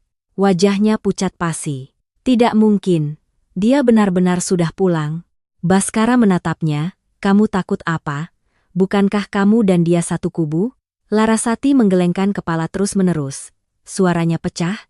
Kamu tidak mengerti. Kalau Prakoso pulang, dia tidak akan membiarkan siapapun yang memegang bukti hidup dengan tenang. Dia tidak percaya pada siapapun. Kalimat itu membuat punggung saya merinding. Saya menatap ponsel kedua. Dokumen palsu, data yang baru saja dipulihkan, semuanya tiba-tiba menjadi sesuatu yang bisa membahayakan seluruh keluarga. Prakoso tidak akan membiarkan Larasati berbicara lebih banyak, juga tidak akan membiarkan kami menyerahkan bukti-bukti ini kepada polisi dengan tenang. Dan tepat pada saat itu, seluruh listrik di rumah padam. Ruangan tenggelam dalam kegelapan pekat. Ibu mertua saya menjerit. Di halaman, anjing tetangga menggonggong dengan keras. Saya belum sempat sadar ketika mendengar suara sangat pelan di dekat jendela kaca ruang tamu, seperti suara logam menyentuh bingkai jendela. Baskara segera menarik saya mundur. Satu tangannya mendorong ibu mertua ke arah tangga. Dalam kegelapan, saya mendengar suaranya yang berat di dekat telinga saya. Kirana, bawa ibu ke atas sekarang, kunci pintu. Apapun yang kamu dengar, jangan dibuka. Tapi saya tahu, malam ini tidak ada pintu yang cukup kuat untuk melindungi kami dari badai yang akan datang. Begitu listrik padam, ibu mertua saya panik dan mencengkeram erat tangan saya. Rumah tenggelam dalam kegelapan pekat. Hanya tersisa cahaya lemah dari layar ponsel Pak Tono yang memantul di wajah-wajah pucat. Di halaman, gonggongan anjing terdengar bertubi-tubi, diikuti oleh beberapa langkah kaki yang sangat pelan di dekat dinding. Saya bisa mendengar detak jantung saya sendiri di dada, campuran antara takut, marah, dan perasaan bahwa semua ini seperti mimpi buruk tanpa jalan keluar. Baskara segera menarik saya dan ibu mertua mundur ke arah tangga. Ia berbisik di dekat telinga saya, suaranya sangat pelan tapi tegas. Jika terjadi sesuatu, bawa ibu lari ke atas dan kunci pintu, jangan kembali, mengerti? Saya menatapnya, tenggorokan saya tercekat. Saya ingin bilang tidak, ingin bilang kita semua harus bersama. Tetapi melihat tatapan matanya saat itu, saya mengerti. Suami saya sudah bersiap untuk skenario terburuk. Pak Tono mengarahkan senter ke arah jendela kaca ruang tamu. Belum sempat melihat apa-apa, terdengar suara piar yang memekakkan telinga. Jendela kaca itu pecah dari luar, serpihannya berhamburan ke lantai. Ibu mertua saya menjerit, sementara Larasati yang duduk di sudut ruangan meringkuk, kedua tangannya menutupi telinga, seluruh tubuhnya gemetar. Melalui bingkai jendela yang pecah, seorang pria berjaket hitam perlahan melangkah masuk. Sepatunya menginjak pecahan kaca dengan suara gemerisik. Saya langsung tahu itu adalah Prakoso, meskipun belum pernah bertemu sebelumnya. Tatapannya dingin dan dalam seperti sumur, di bibirnya tersungging senyum tipis. Senyum seseorang yang sudah terbiasa mendorong orang lain ke jalan buntu. Ia melihat sekeliling ruang tamu, berhenti pada ibu mertua saya, lalu Baskara, dan terakhir Larasati. Ia tertawa pelan, "Keluarga lengkap ya? Jadi tidak perlu repot-repot mencarinya satu persatu." Begitu Larasati melihat Prakoso, wajahnya pucat pasi. Ia mundur merapat ke dinding, menggelengkan kepala terus-menerus seolah bertemu hantu. "Mas Prakoso, aku tidak mengkhianatimu, sungguh tidak." Prakoso memiringkan kepala menatapnya dengan pandangan meremehkan. "Tidak mengkhianati. Lalu tumpukan barang yang diambil polisi itu siapa yang memberikannya? Hantu rumahmu?" Pak Tono segera berdiri di depan kami, tangannya bergerak ke arah pinggang. Suaranya dingin dan tegas, "Prakoso, Anda telah memasuki rumah orang tanpa izin dan mengancam orang lain. Hentikan sekarang juga." Tetapi Prakoso hanya menyeringai. Ia dengan santai menarik kursi sofa dan duduk seolah ini rumahnya sendiri, lalu mengeluarkan rokok dan menyalakannya. Nyala api di kegelapan menerangi wajahnya yang tenang hingga menakutkan. Ia mengisap rokoknya sekali lalu berkata, "Di mana USB-nya? Berikan padaku, dan kalian akan kubiarkan hidup." Saya tertegun. USB. Jadi benar seperti dugaan Pak Tono. Di antara data yang disita ada sesuatu yang ia butuhkan lebih dari sekadar uang dan surat tanah. Itu bukan hanya beberapa percakapan atau berkas palsu, melainkan mungkin seluruh transaksi pencucian uang, daftar rekening fiktif, dan orang-orang yang terlibat dalam jaringannya. Jika USB itu diserahkan kepada polisi tingkat atas, Prakoso tidak hanya akan kehilangan uang, ia juga akan kehilangan jalan keluar. Pak Tono mengeluarkan pistol, mengarahkannya lurus ke Prakoso, berdiri dan angkat tangan. Prakoso sama sekali tidak takut, ia bahkan tertawa lebih keras. "Kamu pikir hanya kamu yang punya orang?" Seketika, di halaman muncul beberapa bayangan lagi. Melalui cahaya senter yang berkedip-kedip, saya melihat mereka membawa tongkat besi, pisau pendek, bahkan ada yang berdiri menghalangi jalan keluar gerbang. Suasana di dalam rumah begitu tegang hingga satu suara kecil saja bisa membuat segalanya meledak. Ibu mertua saya mencengkeram erat pegangan tangga. Bibirnya komat-kamit berdoa. Prakoso menoleh ke Larasati. Suaranya merendah tetapi lebih menakutkan daripada saat berteriak. "Aku memberimu uang, memberimu jalan hidup, pada akhirnya kamu mengkhianatiku demi keluarga ini." Larasati menangis. Tetapi kali ini tangisannya tidak seperti sandiwara. Tangisannya pecah dan tercekat seperti orang yang didesak hingga batas kemampuannya. "Kamu bilang memberiku jalan hidup? Kamu menggunakan video untuk memerasku, menggunakan ibuku untuk memerasku, bahkan menggunakan nyawaku untuk menjadikanku anjingmu. Itu kamu sebut jalan hidup?" Prakoso berdiri, menginjak puntung rokoknya, lalu berjalan lurus ke arah ibu mertua saya. Saya segera menarik ibu mundur. Tetapi yang paling mengejutkan adalah Larasati yang melesat maju dan berdiri di depan ibu mertua. Ia merentangkan kedua tangannya sambil menangis dan berteriak, "Kalau mau membunuh, bunuh saja aku, jangan sentuh dia." Saya pun tertegun. Saya tidak lupa apa yang telah dilakukan Larasati. Saya juga tidak berniat memaafkannya hanya karena satu momen. Tetapi tepat pada saat itu, saya mengerti bahwa di dalam diri yang jahat itu masih tersisa sesuatu yang belum sepenuhnya busuk. Mungkin karena penyesalan, mungkin karena ibu mertua saya pernah tulus menyayanginya. Apapun alasannya, ia memilih untuk berdiri melindunginya di saat paling berbahaya. Prakoso menyeringai, ia tidak menyentuh Larasati, tetapi tiba-tiba berbalik, mengeluarkan pisau lipat dari sakunya dan menerjang leher Baskara. Semuanya terjadi begitu cepat, saat saya sempat berteriak, Ujung pisau sudah menempel di leher suami saya, menggores luka tipis yang membuat darah merah merembes di kulitnya. Saya membeku. Ibu mertua saya menjerit, "Baskara, ya Tuhan, jangan sakiti anakku." Baskara menggertakkan gigi. Kedua tangannya mencengkeram erat pergelangan tangan Prakoso, tetapi tidak berani bergerak kasar, karena sedikit saja meleset. Pisau itu bisa memotong lebih dalam. Prakoso berbisik di dekat telinganya. Suaranya sedingin es, "Berikan USB-nya, atau aku akan mengantar kakak Adibrata pergi lebih dulu." Saya ingin menerjang maju tetapi Pak Tono berteriak pelan, "Diam di tempat." Pistol masih di tangannya tetapi jaraknya terlalu dekat. Prakoso menggunakan Baskara sebagai tameng. Satu kesalahan kecil saja, yang pertama kali menjadi korban adalah suami saya. Saya gemetar hingga tidak bisa merasakan ujung jari saya, tetapi tetap berusaha menatap lurus ke arah Prakoso. Saya berkata dengan suara serak, "USB tidak ada di rumah ini. Anda membunuh orang di sini juga tidak akan mendapatkan apa-apa." Prakoso menyipitkan mata menatap saya. "Kamu pikir aku percaya?" Saya menggigit bibir kuat-kuat, berusaha mengulur waktu sambil berharap bantuan segera datang. Tetapi belum beberapa detik kemudian, di luar gerbang terdengar suara tangisan anak kecil. Suara tangisan itu merobek keheningan malam dan membuat semua orang di ruangan terdiam. Raut wajah Pak Tono seketika berubah. Prakoso menyeringai, sementara salah satu anak buahnya di halaman berteriak ke dalam, "Cepatlah, di luar masih ada anak kecil di dalam mobil." Kalimat itu membuat pistol di tangan Pak Tono perlahan turun. Sementara saya, saat mendengar suara tangisan anak itu, merasakan hawa dingin menjalari tulang punggung saya. Ternyata Prakoso tidak hanya membawa senjata, ia juga membawa seorang sandera. Dan malam yang mengerikan ini masih belum berakhir. Suara tangisan anak kecil di luar gerbang terdengar saat Prakoso masih menodongkan pisau ke leher Baskara. Suara itu lirih namun cukup kuat untuk merobek seluruh ketegangan di dalam ruangan. Saya melihat tangan Pak Tono terhenti. Pistol di tangannya perlahan turun, bukan karena takut pada Prakoso, melainkan karena di luar sana mungkin benar-benar ada seorang anak yang dijadikan tameng. Larasati yang duduk di sudut dinding tiba-tiba mengangkat kepala.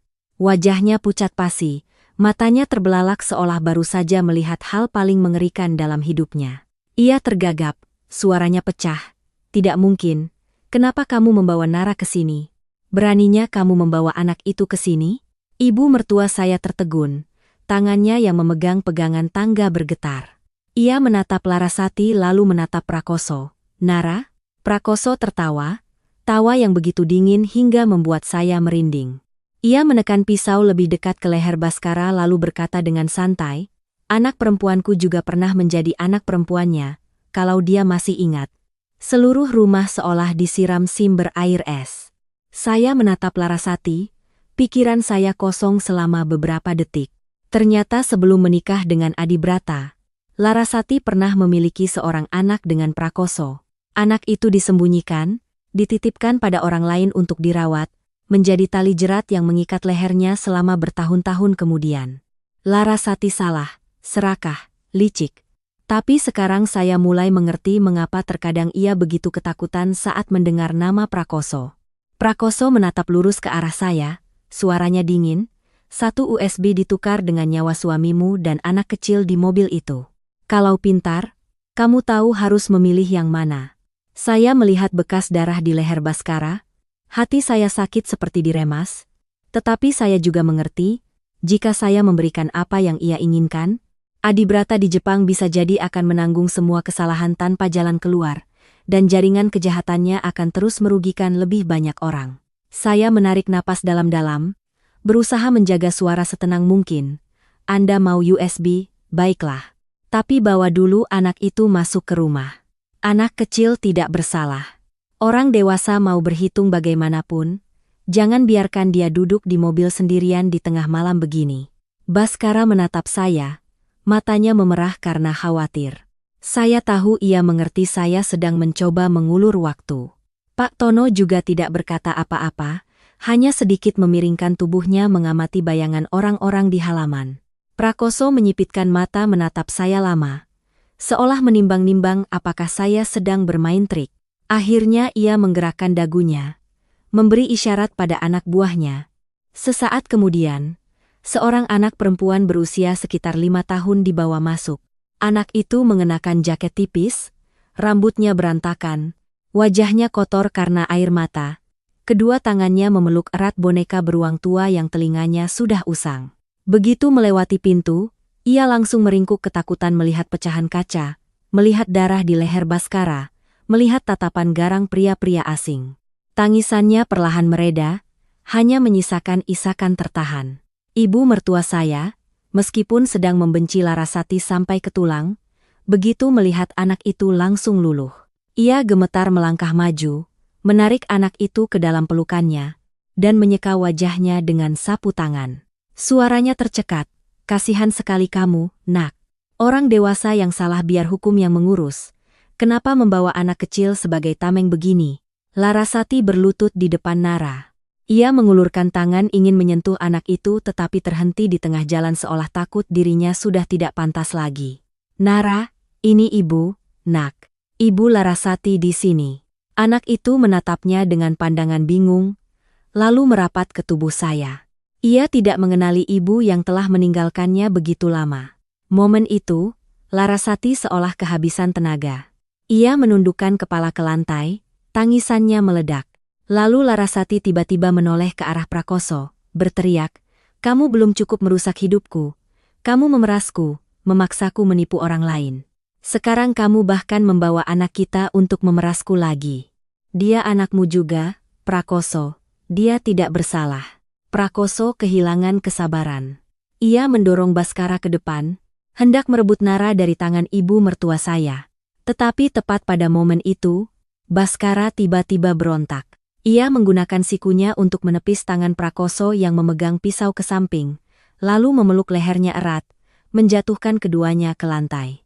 Pisau itu menggores lebih dalam ke lehernya, darah mengalir membentuk garis merah di kerah bajunya, tetapi Baskara tetap menggertakkan gigi dan menahannya erat. Pak Tono memanfaatkan kesempatan itu untuk melumpuhkan salah satu anak buah yang hendak menyerang. Di luar, suara sirine mobil polisi mulai terdengar dari ujung gang. Semakin lama semakin dekat. Saya memeluk erat Nara dan menarik ibu mertua lari ke dapur lalu mengunci pintu. Ibu mertua saya menangis sambil menggumamkan nama Baskara. Sementara di luar ruang tamu terdengar suara pergulatan, teriakan, dan barang-barang yang jatuh berantakan. Saya ingin lari keluar tapi tidak bisa. Di tangan saya ada seorang anak kecil. Di samping saya ada ibu mertua yang sudah hampir kehabisan tenaga. Untuk pertama kalinya selama krisis ini, saya mengerti bahwa terkadang keberanian bukanlah tentang maju menghadapi, melainkan tentang melindungi yang paling lemah di belakang. Lalu suara Prakoso terdengar, serak namun masih penuh kesombongan. "Tangkap aku boleh saja, tapi datanya sudah diatur untuk disebar otomatis. Adibrata di Jepang siap-siap saja masuk penjara. Kalian mau selamatkan siapa lagi?" Kalimat itu membuat saya merinding. Di luar sana, Prakoso mungkin akan segera dilumpuhkan, tetapi jebakan yang ia pasang belum berhenti. Baskara terluka, ibu mertua saya hancur, Nara menangis histeris di pelukan saya, dan Adibrata di Jepang masih berada di ambang bahaya. Saya memeluk erat anak itu, mendengar suara sirine polisi semakin dekat, di dalam hati hanya ada satu pikiran. Malam ini kami harus selamat dulu, baru bisa menyelamatkan yang lain. Prakoso berhasil dilumpuhkan di ruang tamu rumah saya, tetapi tidak ada seorang pun dari kami yang merasa lega. Ia diborgol, jaketnya berantakan, sudut bibirnya masih menyeringai seolah semuanya belum berakhir. Sebelum digiring ke mobil, ia menoleh menatap Baskara, menatap saya, lalu menatap Larasati yang sedang memeluk Nara sambil menangis. Ia mengucapkan kalimat pelan, namun cukup untuk membuat seluruh keluarga merinding. "Kalian bisa menangkapku, tapi tidak akan sempat menyelamatkan Adibrata." Saya berdiri terpaku di tengah ruangan yang porak-poranda. Kaca pecah berserakan, sofa bergeser, darah dari luka di leher Baskara menetes, meninggalkan noda merah tua di kerah bajunya. Ibu mertua saya duduk memeluk Nara di sudut dapur, wajahnya pucat. Sementara Larasati berlutut di lantai, matanya kosong seperti orang yang baru sadar dari mimpi panjang. Pak Tono segera meminta semua orang untuk tetap di tempat kejadian, sekaligus memanggil tim ahli untuk menerima data yang telah disita. Hal yang paling menakutkan adalah Prakoso telah memasang sistem pengiriman data palsu otomatis ke perusahaan di Jepang. Menurut perkataannya, pada waktu yang telah ditentukan, seluruh berkas yang telah diubah akan disebarkan. Di dalamnya, semua jejak akan mengarah ke akun Adibrata. Dengan kata lain, meskipun Prakoso tertangkap di Indonesia, Adibrata di Jepang masih bisa menjadi kambing hitam jika tidak segera membuktikan bahwa akunnya telah dimanipulasi. Pak Tono menoleh ke arah kami. Suaranya sangat mendesak namun tetap jelas. Kita harus bekerja sama malam ini juga. Kita perlu membuka USB dan mencocokkan seluruh lini masa. Jika bisa dibuktikan bahwa akun Adibrata diakses dari Indonesia, maka ia tidak mungkin pelakunya di Jepang. Mendengar itu, ibu mertua saya menangis. Ia menangkupkan kedua tangannya yang gemetar. Pak Tono, tolong selamatkan anak saya. Jika dia salah, saya rela dia dihukum, tapi jangan biarkan dia menanggung dosa mereka semua. Baskara saat itu masih menahan luka di lehernya tetapi bersikeras tidak mau ke rumah sakit. Ia berkata pada saya, aku masih bisa berdiri. Selamatkan Adibrata dulu, urusanku nanti. Saya marah sekaligus kasihan hingga tenggorokan saya tercekat. Saya mengambil handuk bersih dan menekan lukanya, berkata seperti memarahi, kalau Mas pingsan, aku mau menyelamatkan siapa? Rumah ini butuh Mas tetap waras, bukan jadi pahlawan. Baskara menatap saya, matanya yang merah pada melunak. Akhirnya ia mengangguk, bersedia dibalut sementara oleh Ibu Maya lalu duduk bersama Pak Tono untuk mengurai setiap lini masa. Saat itu Larasati perlahan berdiri. Ia menyerahkan Nara kepada ibu mertua saya lalu berjalan ke hadapan Pak Tono. Suaranya serak. Saya punya satu kata sandi lagi untuk data tersembunyi Prakoso. Saya tahu cara membukanya. Seluruh ruangan menoleh ke arahnya. Ibu mertua saya memeluk Nara erat. Tatapannya penuh kebencian sekaligus waspada. Larasati menunduk dan melanjutkan. Saya tidak minta dimaafkan. Saya hanya minta jangan sampai anak ini tumbuh besar dengan pikiran bahwa ibunya adalah seorang pengkhianat keluarga. Ibu mertua saya menatapnya lama sekali. Ia tidak lagi menangis. Suaranya dingin tapi tidak kejam. Kamu salah. Kamu harus menanggungnya. Tidak ada seorang pun di rumah ini yang berhak menghapus dosamu. Tapi jika kamu masih punya sedikit nurani, selamatkan Adibrata dan selamatkan anakmu dulu. Larasati gemetar mengangguk. Ia menyebutkan serangkaian kata sandi panjang. Di dalamnya ada tanggal lahir Nara, dan sebuah nama lama, yang mungkin hanya ia dan Prakoso yang tahu. Ketika arsip data itu terbuka, serangkaian folder muncul, pesan ancaman, rekaman suara Prakoso memaksa Larasati terus bekerja, video ia menggunakan Nara untuk mengancam, dan yang terpenting adalah sebuah file hak akses. Pak Tono melihatnya sekilas lalu segera meminta seseorang untuk menyalinnya. File itu menunjukkan bahwa akun Adibrata diakses dari alamat jaringan di Indonesia tepat pada saat Adibrata sedang ditahan di Jepang. Tidak hanya itu, di folder lain ada video Prakoso memaksa Adibrata membacakan kode verifikasi melalui telepon. Dalam video itu, Adibrata ditahan di ruangan gelap, wajahnya penuh lebam, suaranya gemetar membacakan deretan angka. Gambar itu membuat ibu mertua saya nyaris pingsan. Ia memegangi dada, air matanya terus mengalir. Anakku, kenapa kamu begitu bodoh? Tetapi data itu juga menunjukkan bahwa Adibrata tidak sepenuhnya tidak bersalah. Sebelum dikendalikan, ia pernah secara sukarela berpartisipasi dalam beberapa transaksi kecil untuk mendapatkan uang guna membayar utang judi online. Fakta itu seperti batu besar yang menimpa seluruh keluarga. Baskara menelepon kembali Adibrata melalui saluran komunikasi yang diarahkan oleh polisi. Ketika melihat adiknya di layar, ia tidak memarahinya. Hanya berkata dengan suara penuh kepedihan, salah ya akui. Tapi bagian mana kamu dipaksa, seluruh keluarga akan membantumu membuktikannya. Laki-laki jangan jadi pengecut lagi. Di seberang layar, Adibrata menangis. Ia memanggil ibunya, kakaknya, dan saya. Untuk pertama kalinya mengakui semuanya. Ia bilang ia gengsi, takut dianggap gagal, jadi terus berbohong. Sekali berbohong harus berbohong lagi. Sampai ketika Prakoso memegang kartunya, ia tidak punya jalan kembali. Ibu mertua saya menyeka air matanya. Tidak memaki, tidak berteriak. Ia hanya berkata, Ibu masih hidup untuk melihatmu memperbaiki diri, bukan untuk mendengar alasanmu. Selama kamu masih bernapas, kamu harus bertanggung jawab dengan benar. Menjelang pagi, Kepolisian Provinsi secara resmi menerima seluruh berkas, USB, ponsel, dan laporan awal. Pak Tono memberitahu kami bahwa pihak Indonesia akan berkoordinasi dengan otoritas di Jepang untuk memverifikasi penahanan Adibrata, pemaksaan pemberian kode verifikasi, dan penyalahgunaan identitasnya. Larasati duduk di sudut ruangan, menulis laporan kejadian dengan tangannya sendiri, halaman demi halaman, menjelaskan semua yang telah ia lakukan sejak mendekati Adibrata hingga bersekongkol dengan Prakoso. Saat fajar menyingsing, rumah saya masih berantakan dengan pecahan kaca dan bau asap rokok yang tertinggal. Tetapi di tengah reruntuhan itu, setidaknya kami telah menemukan satu jalan untuk menarik Adibrata keluar dari jebakan terbesar. Sementara Larasati, ia menunduk menandatangani laporannya, menerima untuk memasuki fase kehidupan di mana ia harus membayar harganya. Tidak ada seorang pun dari kami yang merasa puas, hanya ada sebuah kebenaran pahit yang tertinggal. Ada kesalahan yang dimulai dari keserakahan kecil, tetapi jika tidak dihentikan tepat waktu, ia bisa menyeret seluruh keluarga ke dalam jurang. Keesokan paginya, saat fajar baru saja menyingsing, Larasati dibawa ke kantor investigasi untuk pemeriksaan resmi.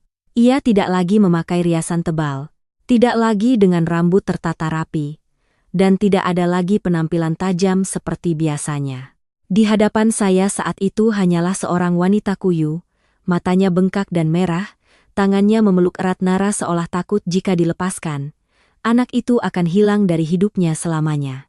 Tapi Nara hanya duduk kaku di pelukannya, matanya yang bulat menatap semua orang dengan asing, tidak memanggil ibu, juga tidak menangis minta ikut. Tatapan asing itulah yang justru lebih menyakiti Larasati daripada semua omelan. Ia menunduk dan mencium lembut rambut anaknya, tapi Nara hanya menyembunyikan wajahnya di boneka beruang tua, tidak merespons. Saya melihat bibir Larasati bergetar. Mungkin dari semua harga yang harus ia bayar, momen dilihat oleh anak kandungnya sendiri sebagai orang asing adalah tusukan yang paling dalam. Sebelum naik ke mobil, Larasati tiba-tiba berbalik dan berlutut di hadapan ibu mertua saya. Ibu mertua saya terkejut dan mundur setengah langkah, sementara Baskara segera berdiri melindunginya. Larasati menunduk sangat dalam, suaranya serak. Saya tahu saya tidak pantas lagi memanggil ibu. Saya juga tahu saya telah menghancurkan keluarga ini. Tapi saya mohon, Bu, biarkan Nara tinggal di sini beberapa hari. Jangan biarkan dia jatuh ke tangan orang-orang Prakoso. Saya takut di luar sana masih ada anak buahnya. Ibu mertua saya diam sangat lama. Ia pernah membenci Larasati sampai ke tulang. Baru beberapa malam yang lalu, wanita ini bahkan ketahuan memalsukan surat tanah dan rumah, menggunakan identitas Adibrata, dan menyeret seluruh keluarganya ke dalam sindikat berbahaya. Tapi ketika melihat Nara yang gemetar memeluk boneka beruang, kakinya yang kecil kotor berdebu, jaket tipisnya yang tidak cukup hangat, ia tidak bisa berpaling. Orang dewasa bisa salah, bisa membayar harga, tapi anak di hadapannya tidak pernah memilih orang tuanya. Saya mendekati ibu, berbisik, Bu, kita tidak memaafkan Larasati, tapi kita bisa menyelamatkan seorang anak dari kesalahan orang dewasa. Baskara juga mengangguk, meskipun wajahnya masih sangat tegang.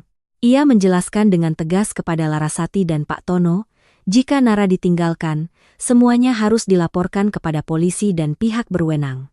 Keluarga saya tidak ingin nantinya dituduh menahan anak secara ilegal atau menyembunyikan sesuatu.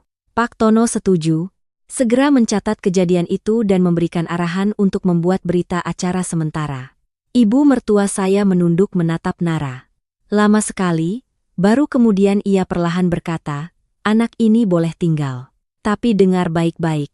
Saya menjaganya bukan karena kamu, saya menjaganya karena dia tidak pantas dibuang di tengah jalan. Larasati menangis terseduh-seduh.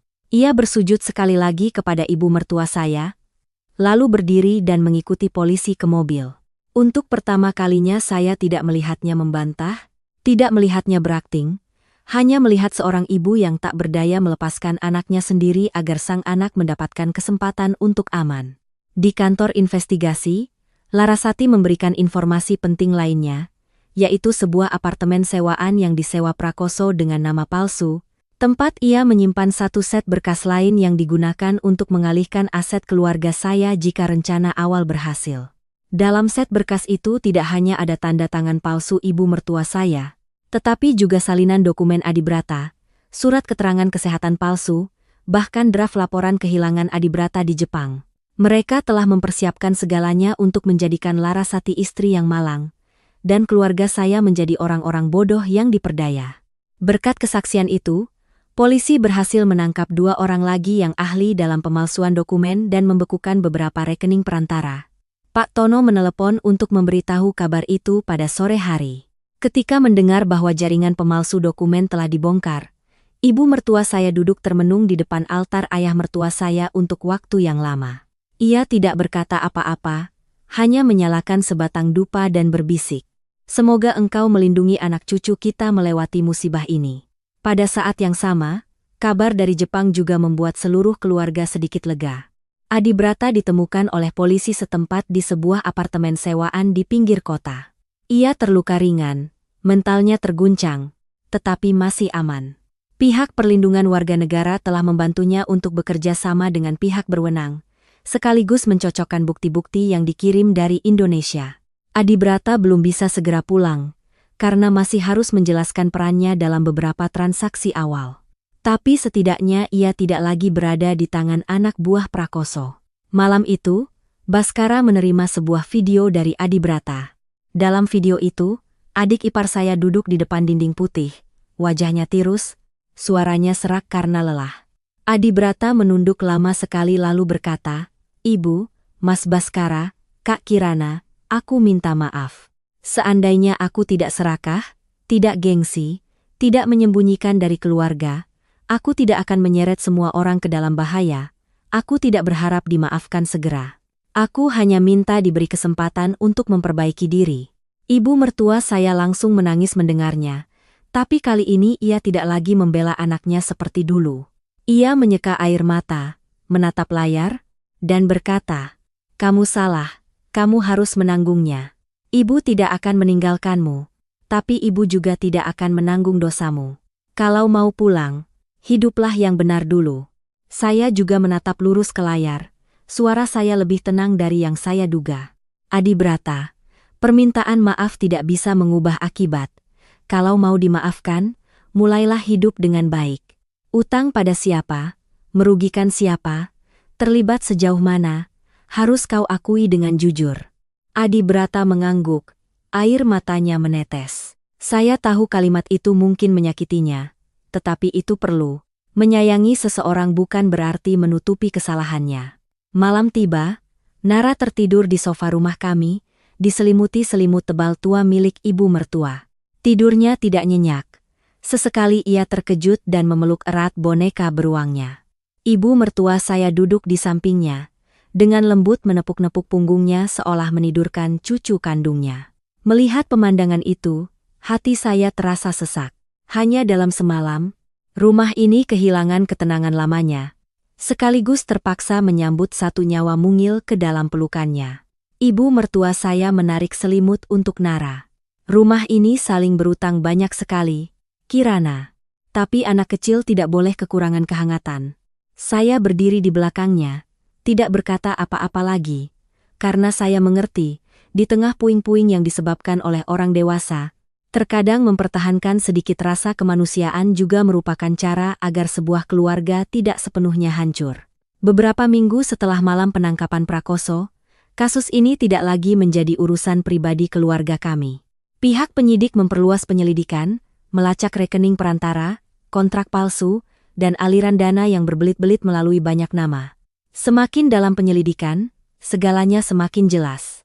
Prakoso bukan hanya seorang pengancam keluarga kami di malam hari, melainkan mata rantai besar dalam sindikat pencucian uang, pencurian data, dan pemalsuan dokumen keuangan yang melibatkan banyak korban lain. Larasati ditetapkan sebagai pihak yang berperan membantu dalam sindikat tersebut, sekaligus sebagai orang yang menyerahkan banyak bukti penting. Hal itu membuatnya dicatat sebagai pihak yang kooperatif dalam penyelidikan, tetapi tidak berarti ia bebas dari hukuman. Dokumen palsu, rekening pinjaman, berkas kuasa, dan pesan-pesan proaktif darinya semuanya ada di sana. Jelas seperti setiap sayatan pisau pada kebenaran. Saya pernah berpikir akan merasa puas ketika Larasati harus membayar perbuatannya, tetapi saat melihatnya duduk di ruang pemeriksaan, rambutnya diikat seadanya, wajahnya tanpa riasan, kedua tangannya diletakkan di atas lutut yang gemetar, saya hanya merasa berat. Adibrata dari Jepang mengirimkan laporan resmi, di mana ia mengakui pernah terjerat utang judi online dan secara sukarela berpartisipasi dalam beberapa transaksi awal.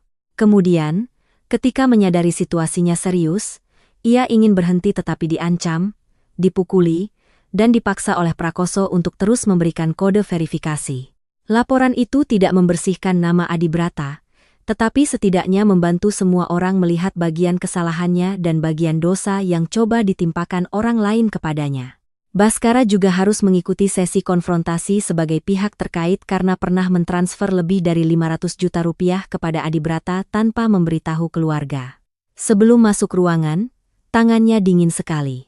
Saya duduk di sampingnya, diam-diam menggenggam tangannya di bawah meja. Saya marah padanya karena menyembunyikan hal itu. Tetapi saya tahu ia tidak sengaja membantu kejahatan. Ia salah karena buta menyayangi adiknya. Karena berpikir sebagai laki-laki di rumah, ia bisa menyelesaikan segalanya sendiri. Kesalahan itu tidak kecil, tetapi berbeda dengan perhitungan Larasati dan kekejaman Prakoso.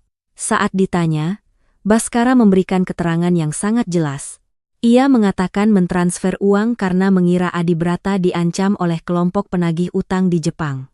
Ia tidak tahu uang itu terkait dengan rekening perantara atau sindikat pencucian uang. Sampai di situ, ia menunduk, suaranya tercekat. Saya salah karena menyembunyikannya dari istri dan ibu saya.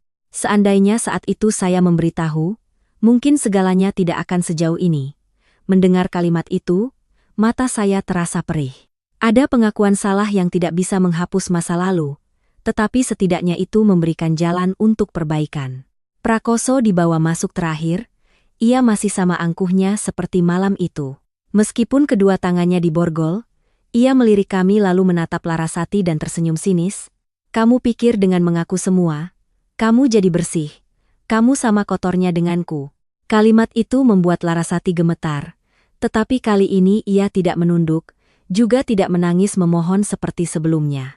Ia menatap lurus ke arah Prakoso, mengucapkan setiap kata dengan sangat pelan. Saya kotor karena pernah mendengarkanmu.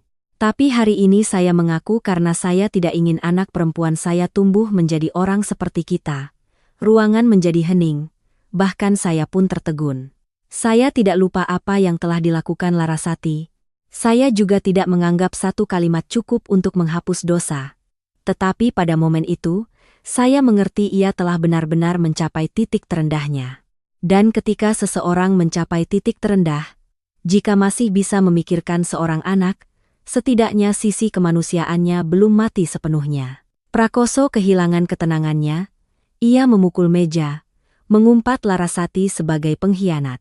Lalu dalam kemarahannya, ia keceplosan menyebut telah menyuruh anak buahnya untuk mengancam keluarga kami, melemparkan batu bata ke rumah, dan menyiapkan dokumen palsu untuk kabur jika sindikatnya terbongkar.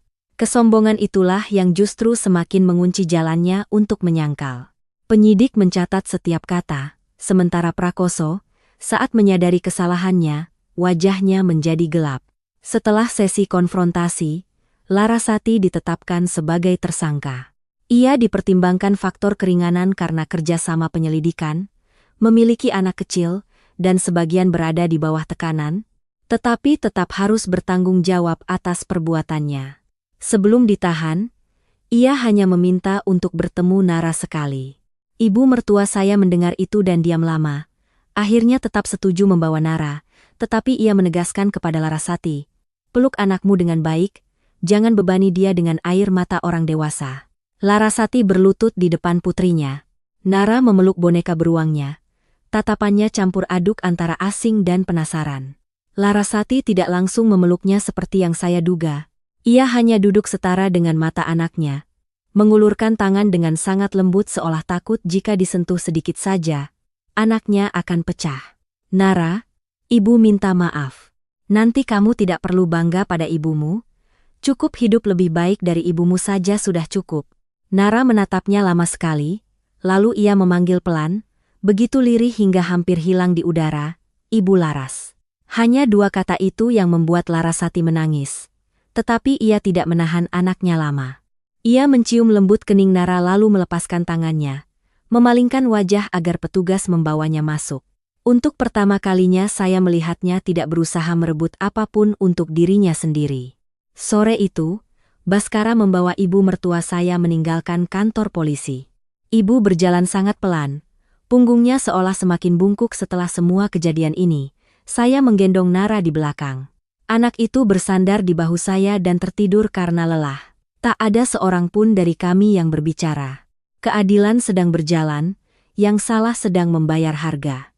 Tapi anehnya, tak ada yang merasa senang.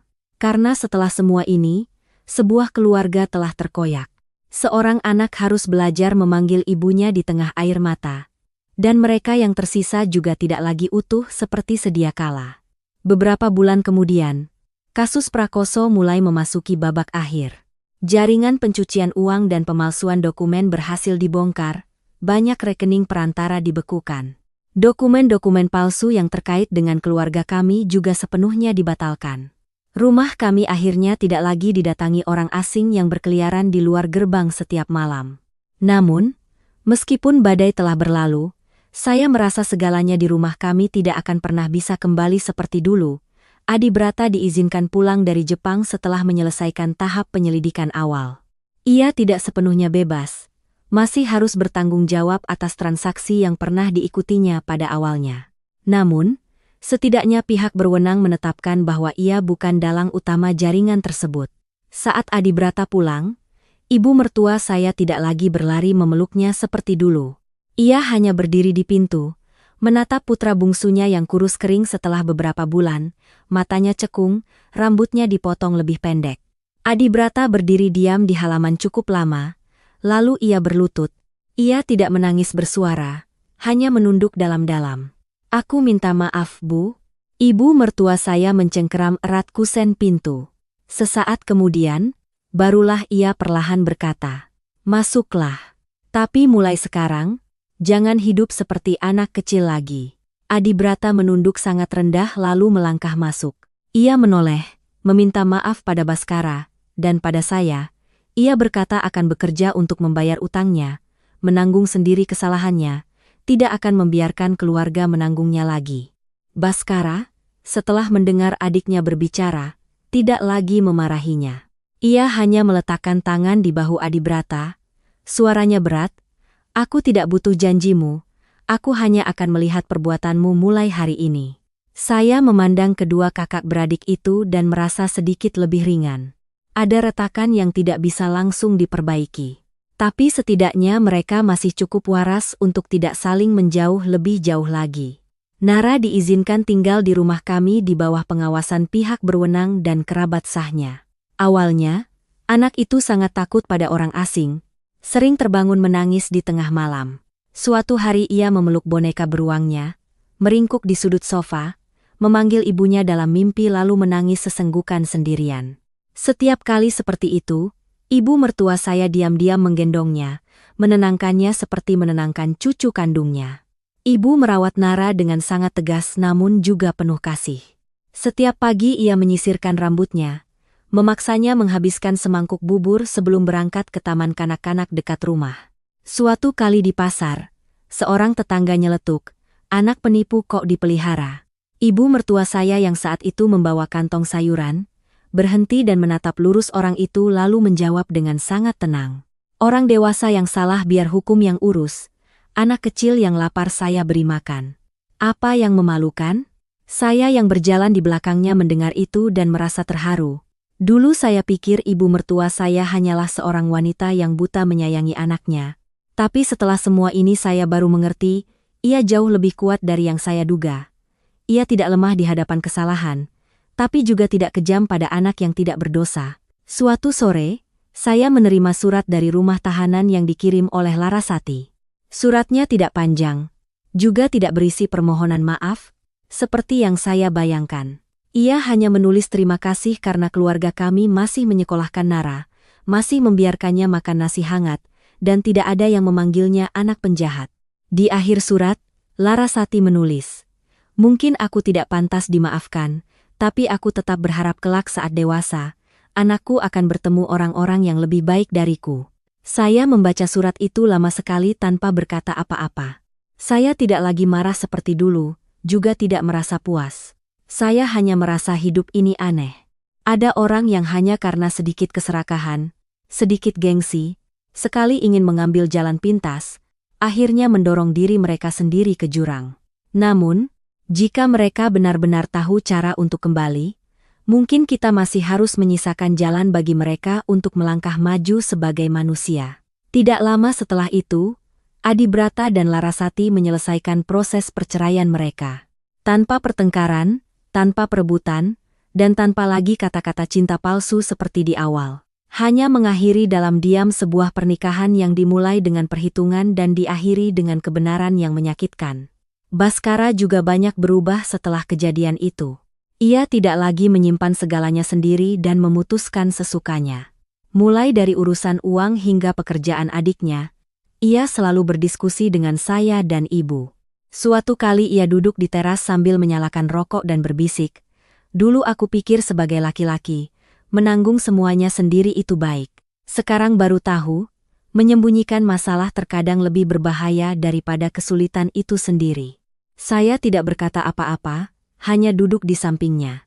Setelah semua ini, saya mengerti bahwa hidup berumah tangga bukan berarti tanpa kesalahan, tetapi apakah kita masih berani berkata jujur satu sama lain atau tidak?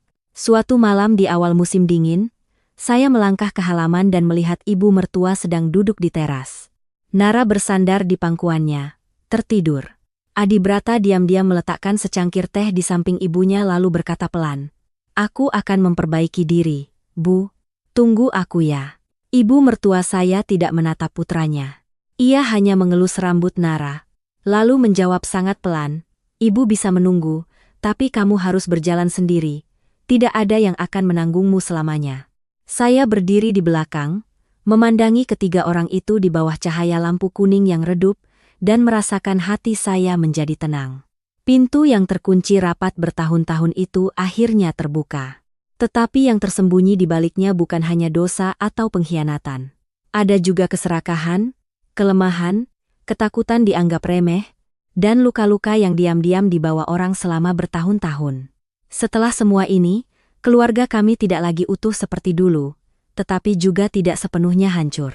Kami belajar untuk waspada terhadap kejahatan, tegas terhadap kesalahan, dan yang terpenting, masih menyisakan sedikit rasa kemanusiaan bagi mereka yang benar-benar ingin memperbaiki diri setelah tersesat.